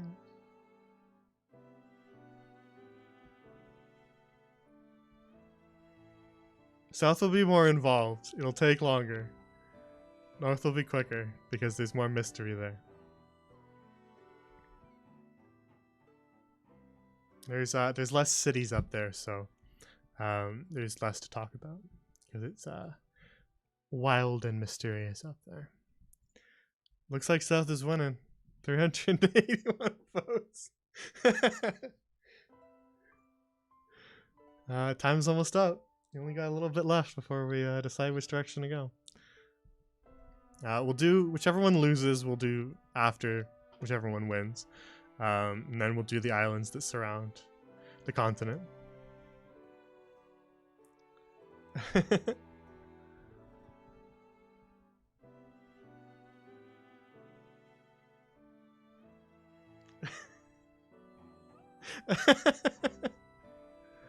Oh, it was pretty close, but South won. Yep. 2,280 channel points by Aiden Burgers to bring us South first.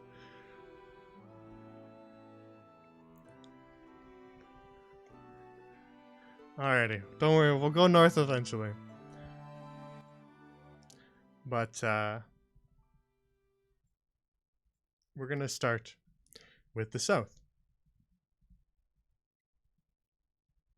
So, as one travels south, perhaps either from Summertide or Greyport, or even using ocean travel as well through the Marin Sea,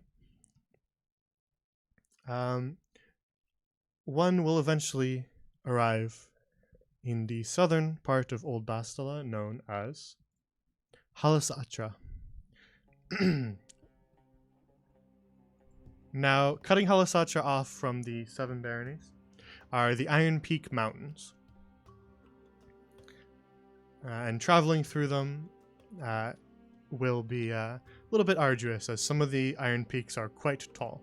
But there are also plenty of mines within them that provide metals to both Halasatra and the Seven Baronies, particularly Red Spire and Rainbridge.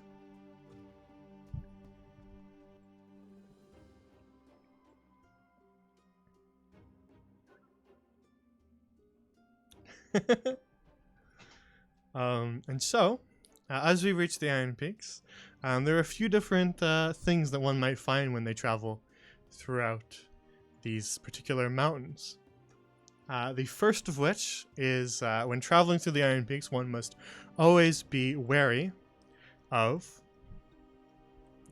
raiders who might want to attack your caravan.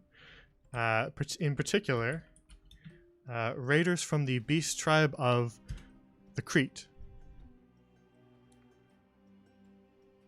The Crete being a rather ambitious and rather vicious mole people who live within a lot of the different mountainous regions of Old Bastila, including the Iron Peaks as well as the Midnight Vale. So if one is going to travel through the Iron Peaks, they should be wary of Crete raiders who are trying to steal their supplies and whatever they have on them.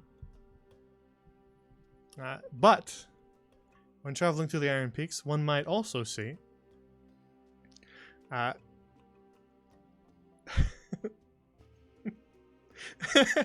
just talking about apples. When traveling through the Iron Peaks, one might also see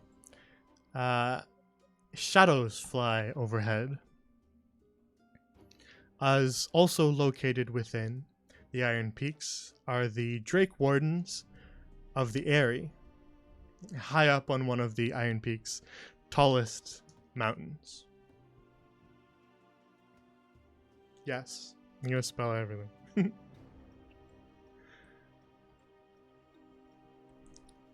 But we'll get back to the area in just a second. So once you make it past the Iron Peaks, the trees mostly turn to palms and the forests to jungles as the temperature begins to increase. And if one travels sort of along this little stretch of land here out east, they will make their way through several rather hot jungles and eventually arrive at Pella Vista, which is a pirate port. Chibi.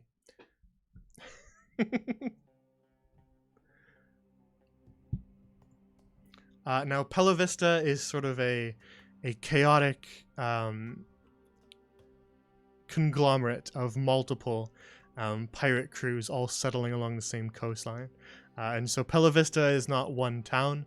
Pella Vista is several towns, all constantly at odds with one another.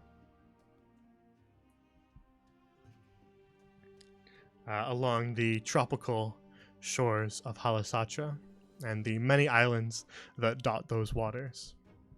So if one travels along the coastline, they will find many a hidden pirate cove as well. But if you choose to not head east from the Iron Peaks and instead head directly south, you will instead come to a massive stretch of desert lined with jungles, also known as the Dragon Sands. And the Dragon Sands make up a large portion of Halasatra. But if one eventually makes it through the Dragon Sands, then they will arrive at Halai.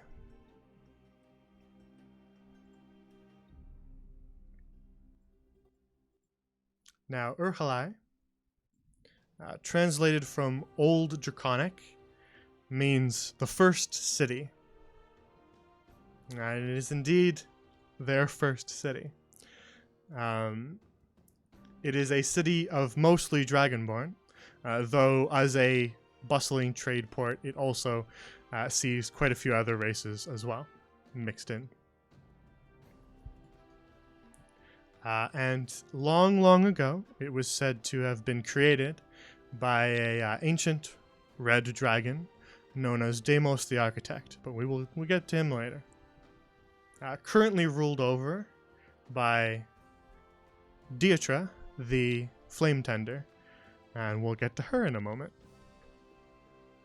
Halai is located in a large sort of bay known as the Gulf of Tiamat, and makes up sort of the southern parts of Old Bastila, as well as one of the oldest parts. But if one goes a little bit to the west through the jungles, they'll eventually arrive at Avrana, which is a jungle city that was created by the Yuan-Ti, in particular Yuan-Ti purebloods.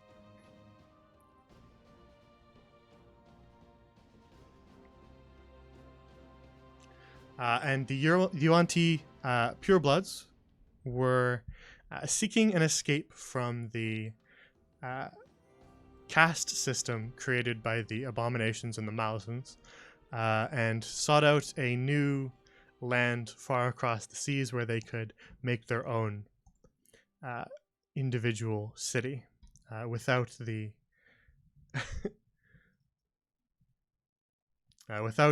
ever watchful eye of the Abominations. In particular, leaving Zul'Gron, where they were once located, and instead making their way overseas, as they did not want to participate in what are now known as the Unification Wars, in which the Nyanhari, elves, and Aarakocra fought against the Yuan-Ti abominations in order to not become essentially enslaved by them. And so the purebloods who did not want to participate left to create Avrana long ago. And Avrana is ruled over by the satrap. Actually, let's see if we got pages for these. They may have pages. Here we go. Let's look at some pages. I've been too busy with the map, so let's look at some pages. So, we're talking about Avrana, so let's take a look. So Avrana is a tropical trade port and is ruled over, as I was saying, by the satrap Aliarasi, who acts as gentle viceroy and watches over her part of Halasachia, answering to nobody else except for flame tender Daetra of Halai. So let's actually jump right back a little bit. I wanna go back to Halai.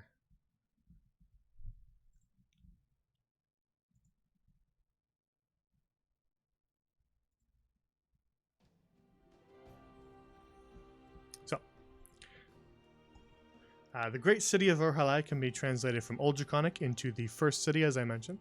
The city was built long ago by Deimos the Architect, an elder red dragon. The towering spires of sandstone and iron have stood the test of time for centuries. The daughter of Deimos, Daetra, stands watch over the city as Flame Tender, which is what their ruler's term is.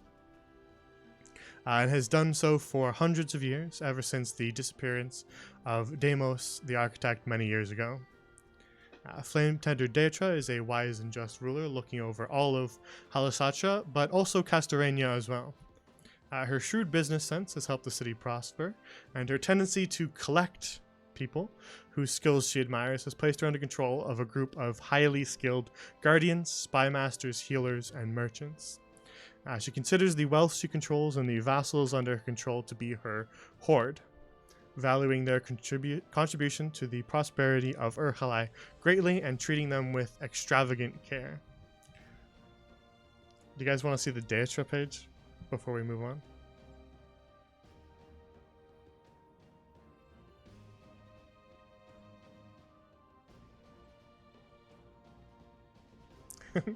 Let's start with Deimos.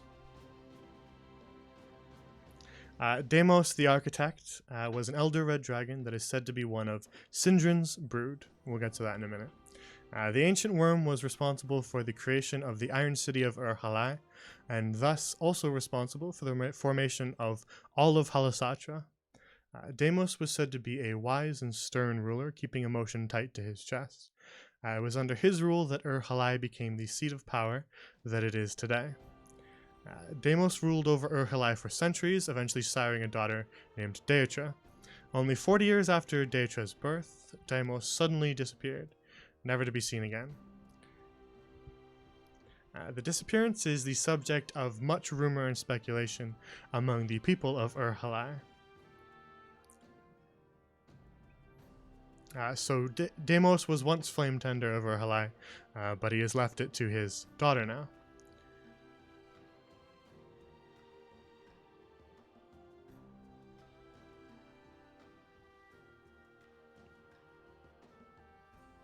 So that brings us to the current ruler. Even though the city is ancient, so are dragons, and so they've really only had two rulers in spite of being one of the oldest cities in the realm. The second being Daetra, who is the Flame Tender of Halai, and also considered, if you are Flame Tender of Halai, you are considered the ruler of all of Halasachia. Daetra, daughter of Deimos the Architect, inherited the title of Flame Tender after the sudden disappearance of her father. Daetra is a shrewd but just ruler, treating her people kindly and her foes viciously. Her knack for business has created great prosperity for Halai and all of Halasachia, fostering trade relationships with the Seven Baronies, Castorania, and Aesica. Even some merchants from the kingdoms of the Glimming Isles hawk their wares in Halasachia. Diatrous does, however, have a tendency to hoard wealth, focusing on Urhalai before all else. She collects gold, treasures, artifacts, and anything that catches her eye, keeping it in her tower at the top of the Iron City. Diatrous also collects, in quotes, people, hiring those that entice her attention to work for her in all manner of capacity. Warriors, merchants, healers, mages, servants, and more. If you are the best in your field, Diatrous would like you to work for her and the interests of Halasacha. You missed Halasacha and Diatrous, the Flame Tender. This is the ruler of Urhalai. Basically, queen of this city is a big dragon. That's what you missed. So this is Flame Tender Diatrous.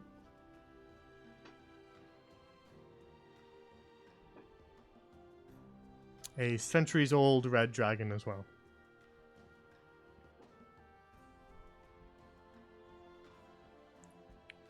All right.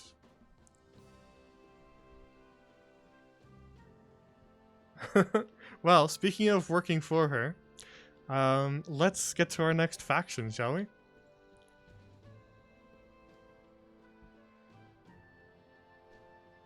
The next faction being Diatrous Horde. And so if you are joining this faction, then you have allowed Diatrous, Flame Tender of Urhalai, to collect you. As a part of her horde, you will serve the city of Urhalai as best you can. Diatrous has need for all kinds of useful people: healers, sorcerers, protectors, merchants, servants, warriors, researchers, and more. Follow her guidance, serve her well, and she will treat you in kind. Diatrous loves everything in her horde. And this is their sigil.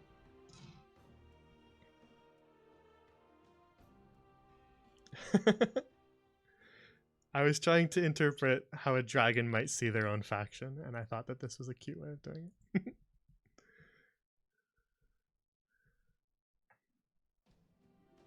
So again, she hires those who are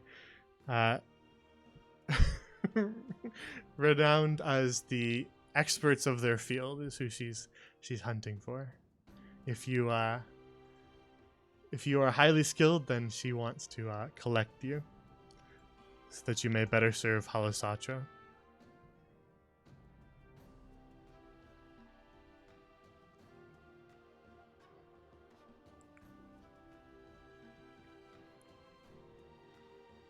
All right. I think while we're here, we should probably also talk about Castorania, because it is technically a part of Halasacha. It is also looked after by the Flame Tender. So should we deal with that one too? There was one more thing in Avrana that I wanted to do. Which one? Avrana? Castorania? Which one? Both have factions. Which one do you want to go to? Avrana or Castorania? Should we deal with Avrana before we leave?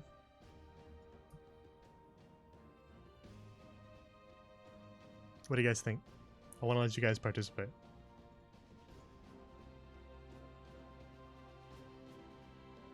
Yes doesn't help me. Because I don't know if you're talking to someone in chat or if you're talking to me or what you're saying yes to. That doesn't help either. I still can't tell if you're talking to each other. More about Dragon Lady? Well, you'll just have to wait till there's a campaign that she shows up in.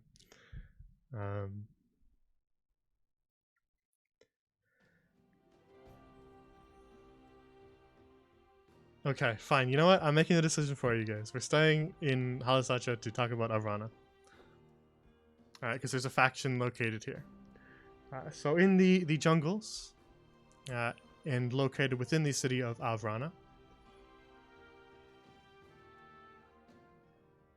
is a bit of a unique little faction. Yeah, now you want to do the other one. Too bad. Too bad.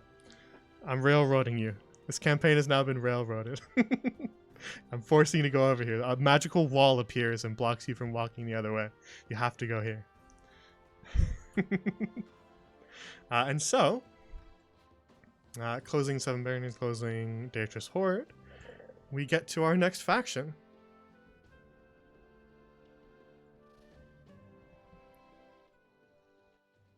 And with this new faction comes some interesting little things. Actually, yeah, we're going to stay in Halasacha. That's a good idea. Choo-choo, railroad time. So, interesting things come with this new faction, but we'll get to that in just a second. Introducing... located within the jungle city of Avrana is the Halasachun Flower Dancers. The Halasachun Flower Dancers are students of a bardic college of dance started by a Nyanhari woman named Vilya Rosamel.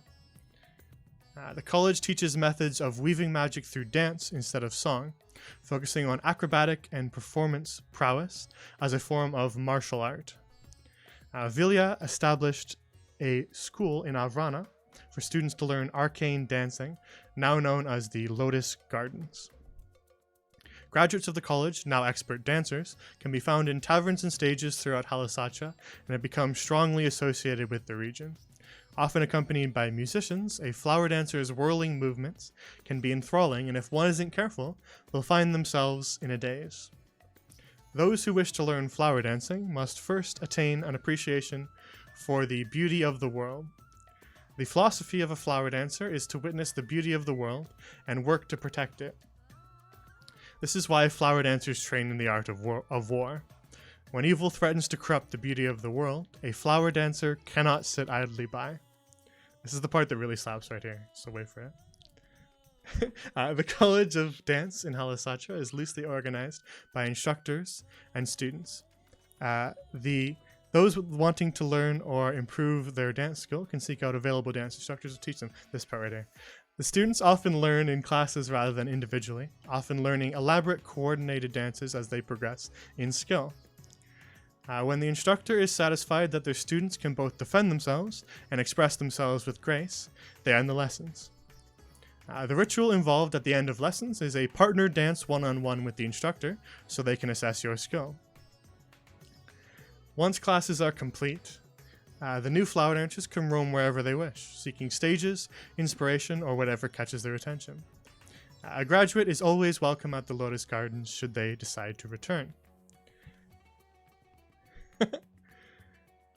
The Lotus Gardens have rooms for their students to stay, sprawling gardens full of flowers and ponds, courtyards for practice, and a tavern with a stage for performance.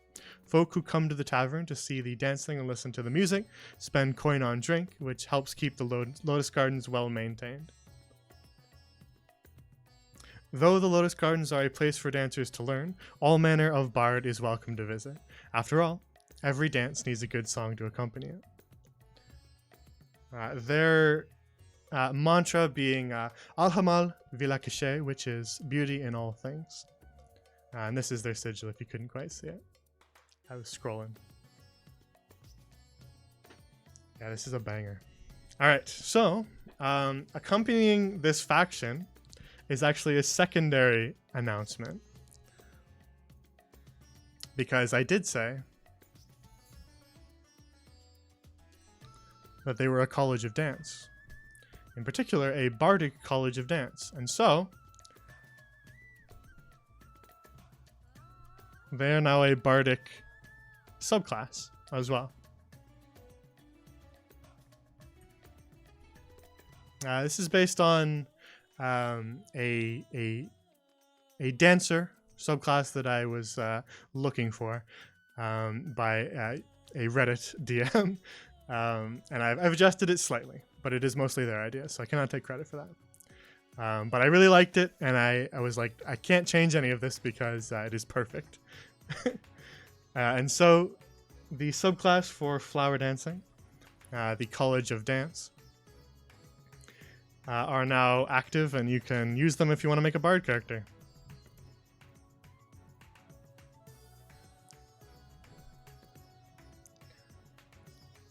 Some of the skills that they gain, you pick it up at 3rd level, like all the bardic subclasses, but At first, the first thing you gain is an increase in your walking speed, as this subclass actually uses walking speed as a resource, which I thought was incredibly interesting, incredibly appropriate for dancers, and a really unique way to look at a subclass. So this is why I kind of really it caught my interest. So they gain a 5-foot increase to their speed right off the bat, as well as the ability to then spend that 5 foot without moving. They don't actually have to move from the spot they're standing in, but they spend that 5 feet to use their body as their spellcasting focus, no longer needing to carry an instrument with them. So as long as they are dancing actively on their turn, by using that 5 foot of movement speed, they do not need a spellcasting focus. Their body is the focus. Now, I added this part, but also at 3rd level, as soon as you gain the subclass, you become proficient in scimitars as well, which are basically the same as a short sword. They just deal slashing instead of piercing, and I felt that they were more appropriate for the subclass. So one of the major features of a flower dancer is that at 3rd level, you can start using your bardic inspiration for other purposes. So by using some of your movement and one of your uses of bardic inspiration, you can choose to perform a specific dance from a list, sort of like the College of Swords. And those dances are as follows, which I have sort of flavored to be more appropriate to the flower dancer. The first is Bladed Lotus, which as long as you're wielding a melee weapon, you can roll its damage dice and then add your performance check modifier, which can be pretty high if you're a bard. That can be like +8s relatively early, including your expertise. And then any creature that is within 5 feet of you when you use this move makes a dex save against your spell DC, or takes that outcome as their damage, taking half as much on a success. I'm going to show you a flower dancer character sheet after this. The next one is Mesmerizing Rose. So these are options for the dances that you can perform. The next one is Mesmerizing Rose, which is creatures within 10 feet that can see you must succeed on wisdom saves against your spell DC or become charmed by you until the start of your next turn. Creatures fighting you and your party have advantage on the save, of course, like all charm spells. So you can mesmerize people with your dances as well. The last being Inspiring Magnolia, which is basically like a mini temporary bless that can be potentially more potent than bless. You basically use one of your your bardic inspirations to just immediately roll it, which when you start would be like a d6. And then each ally within 15 feet can basically save that number that you just rolled. So let's say you rolled a 5. They can save that 5 to use as their bardic inspiration. Each of them gets a 5 until the start of your next turn.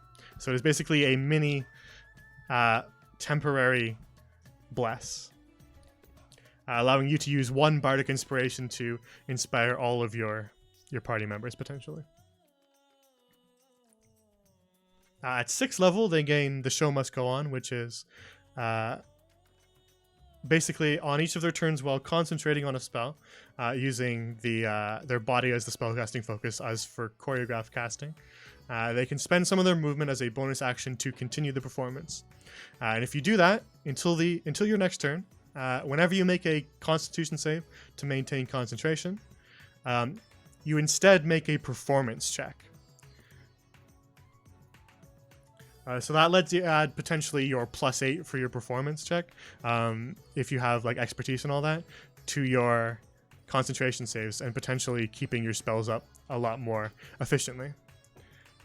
Now, the amount of movement you spend to do this depends on the spell slot level that you're concentrating on, and then ×5, because that's what we use for movement. So for example, if you're concentrated on a spell cast with half the spell slot rounded up ×5. So if you're concentrated on a 3rd level, then you would spend 10 feet of movement.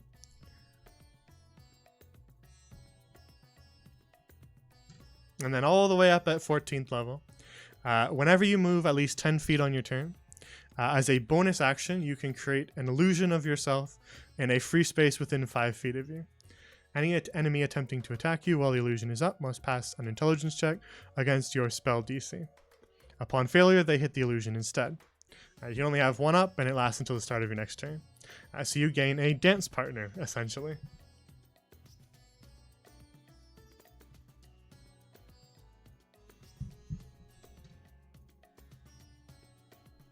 So yes, this is the College of Dance subclass, or the Flower Dancers of Halasacha. So here's a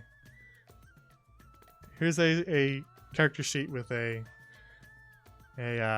flower dancer. So I've added it to D&D Beyond. I had to sort of adapt the subclass to add it to D&D Beyond, but it works now, so it should be active. But as you can see, they have their abilities in here to use as actions. Bardic Inspiration dice, of course, and then cranking that performance gives you a lot of stuff. It's a very useful thing, which bards are gaining those expertises anyways, so it's very helpful to crank your charisma, which fits the dancer. And so all sorts of spells become very useful, including, in particular, a newer spell from Strixhaven called Kinetic Jaunt, which is basically a concentration that allows you to magically empower your movement with dance-like steps. It's kind of perfect, huh? And allow you to avoid opportunity attacks and move faster.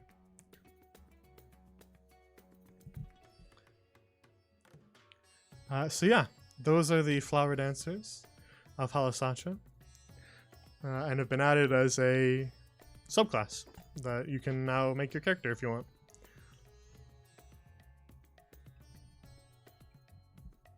Alright, so that was a little bit of a detour.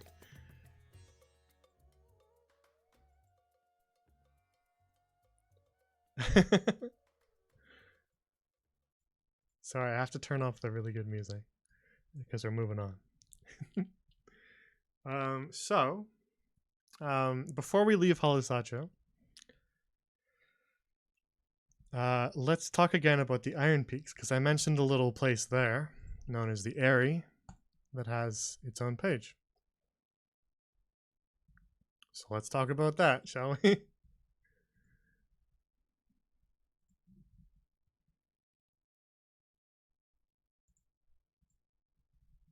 Alrighty.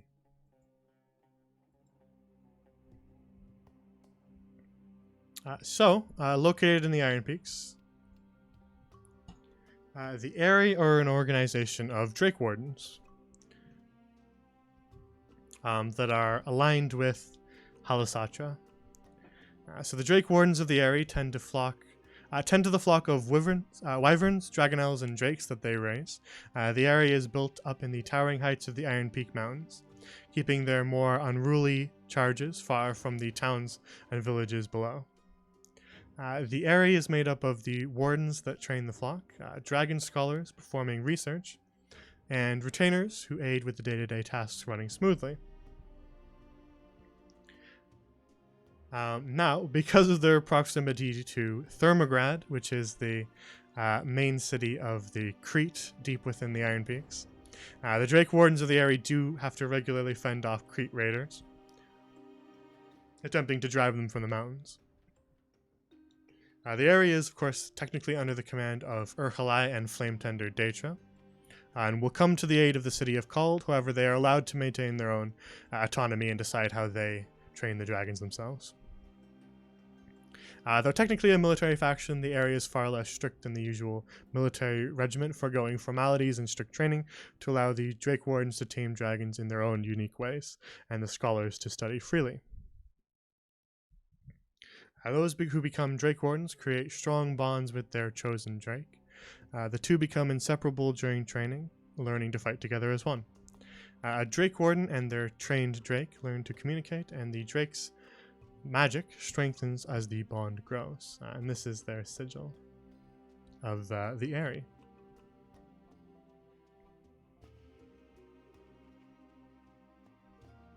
So, you might be able to tell where I'm going with this. But there have been some new additions to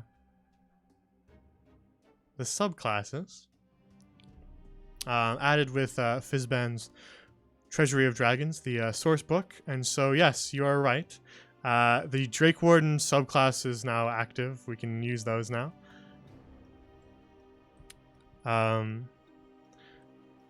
And so yeah, so they're here in this book. They have a few different abilities. They create bonds with dragonkind, learning thaumaturgy as well as Draconic, the language, speaking, reading, and writing. And then they also gain a Drake companion, which as an action they can summon. They're friendly to you and your companions. They obey your commands. They have their own stat block. And you actually choose its damage type whenever you summon it. So you can actually make a different, you can make it a different type of Drake, changing its cosmetic characteristics as well. Color, scale, texture, visible effects of its essence, and all those things. Makes its move on your count, much like a lot of the other ranger things. Takes its turn immediately after yours, moves, and does all the same things that ranger beast companions usually do. You need to summon it again if it dies. This is a little bit hard to say, isn't it? But it has a stat block that sort of bases itself on your skills. And it slowly gets stronger as you level up. And so by 7th level, it gets bigger. It becomes a mount of medium size. As well as the ability to deal magic damage with the essence type that you choose. It also gains a flying speed equal to its walking speed. It gains a breath attack, a 30-foot cone, at 11th level. You gain that, sorry. And it further increases at 15th level as well. And at 15th level, when everything gets stronger, your Drake gets a little bit more damaging. It gets even bigger. And it can actually fly at that point. At 15th level, you can ride it around and fly on it. And you can start using your actions to give them resistances to damage types. So yes, the Drake Wardens are added, and we've also included with that the Monk Way of the Ascendant Dragon,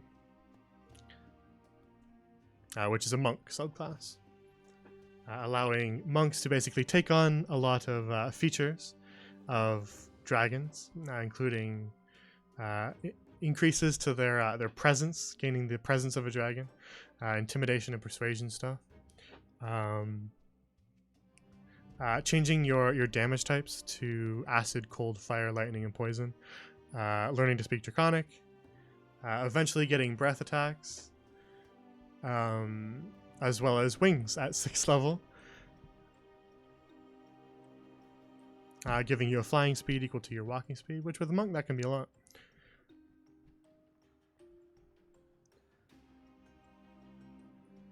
As well as gaining frightful presences, ability to frighten creatures, gaining resistances to damage types, blind sight eventually, as well as increasing that breath attack to be even bigger. So there's 2 more dragon-based subclasses that are being added here.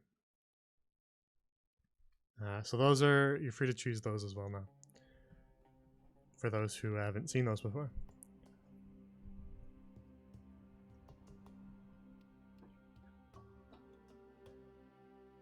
Ooh, we've been going for a while, huh? Okay. Let's keep going. things will pick up a little bit after we're done with Halisacha, because there's a lot of stuff down here. We could do a two-parter. Is everybody else tired? I can't do it tomorrow because I have Seas tomorrow.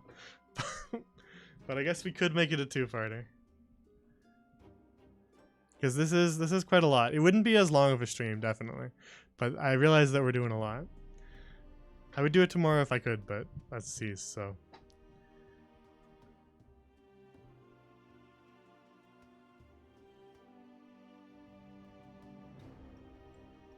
Just realized that this has been quite a lot of time, so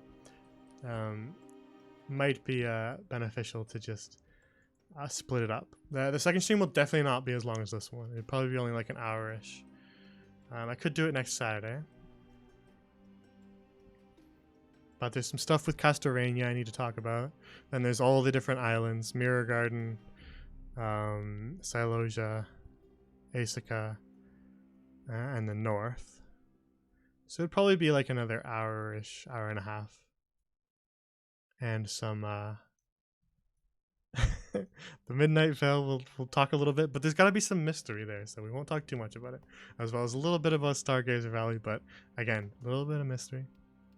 The Stormlands.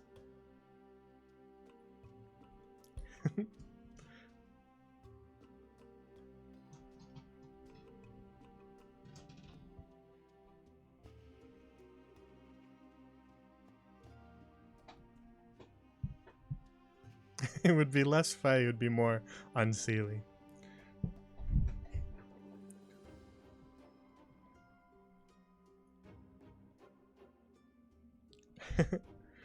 So yeah, there is quite a bit left to do.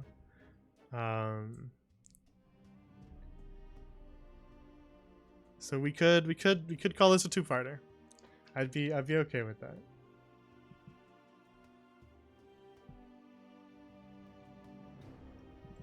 This is very quickly becoming a a long stream, and I've realized that now. I wasn't really sure how long this would go. I was just like, oh, we'll just run through some stuff, but apparently it's taking longer than I thought.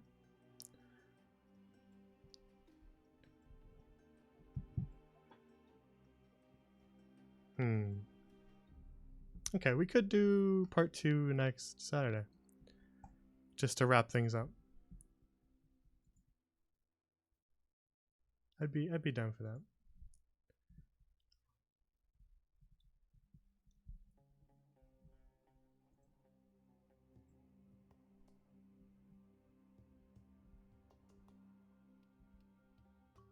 Sure. Yeah, let's do that. We'll come back to this next Saturday, and we'll pick back up again and talk a little bit more. I'm gonna make all the stuff we talked about so far public, so that you guys can read back over it if you want.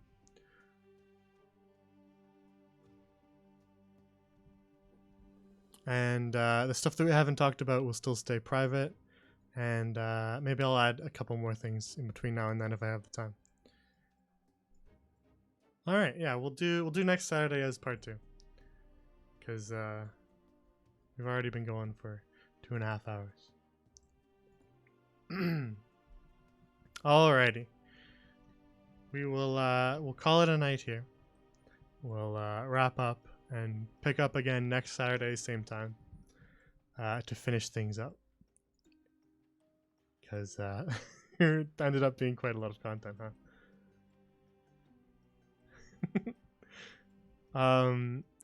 I will I'll post the pages that are active in announcements. I won't ping you for all of them. I'll just post them in announcements, so that you guys can find the links to them. Any of the pages that we covered so far will get posted there. So right after I end the stream, I'll go make them all public. You guys can like see. I just have to go and click them all. So yeah, we'll go and do that after, and then we'll pick up again from where we left off.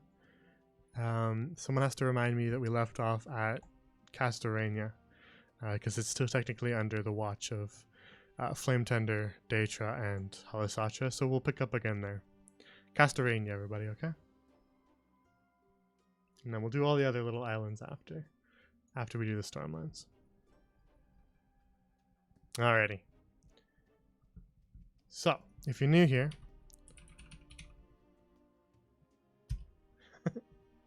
I think that's the first time I've been called a funky little DM, but I appreciate it. If you're new here and you haven't followed my Twitter, follow me there. If I change any stream times, I'll talk about it there, so check that out. If you have not joined into our Discord, do so. It's not just for players, it's for anybody. So if you like what you see, go and join. The archive, for if you ever miss anything, is located here. It's just Grand Lorian on YouTube. I upload the streams so that if you miss them, you can catch up. And then the last link is the link to the World Anvil. So this is what I've been showing the whole time, is all these World Anvil pages. That's the link to the main page. They're not live right now, but after the stream I'll be doing it, so if you check maybe like 20 minutes to half an hour after the stream, then they'll all be posted there. Anything that we talked about. So yeah, that's where we'll leave it for tonight. We'll pick back up again next Saturday, 7 p.m. as well, and we will continue from Castorania, because there's interesting things there too. If you can't tell. All right. So, thank you all for showing up. This was a fun stream. I've said before that I can talk about this stuff for hours, and I think I just proved it. No, I don't think anybody doubted me. And so yeah, we'll do another stream like this, and we'll see how long we go next time. But this was a lot of fun, and we'll do it again. We'll finish up the reveal of the new continent next Saturday. In the meantime, you can study up on how to join Diatrous Horde. You gotta be really good at something. That's all you gotta do. Just become the best at something, and then she'll collect you. You just have to be useful, and then she'll want you. Alrighty. Thank you everybody for showing up. And have a good night. And I'll see you guys next Saturday for more of this, but tomorrow for Seas of Sand, then Monday for Silversong, then Wednesday for more Whispers in the Woods. So yeah, I think everything is still on. Seems like there's no changes. So so we'll see you tomorrow at around 7 for more Seas of Sand. See what trouble they get into next, or which NPC they attempt to seduce for 3 hours straight. Have a good night.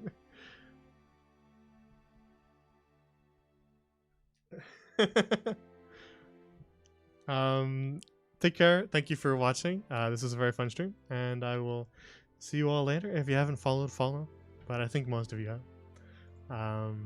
So yeah, good night. See you tomorrow.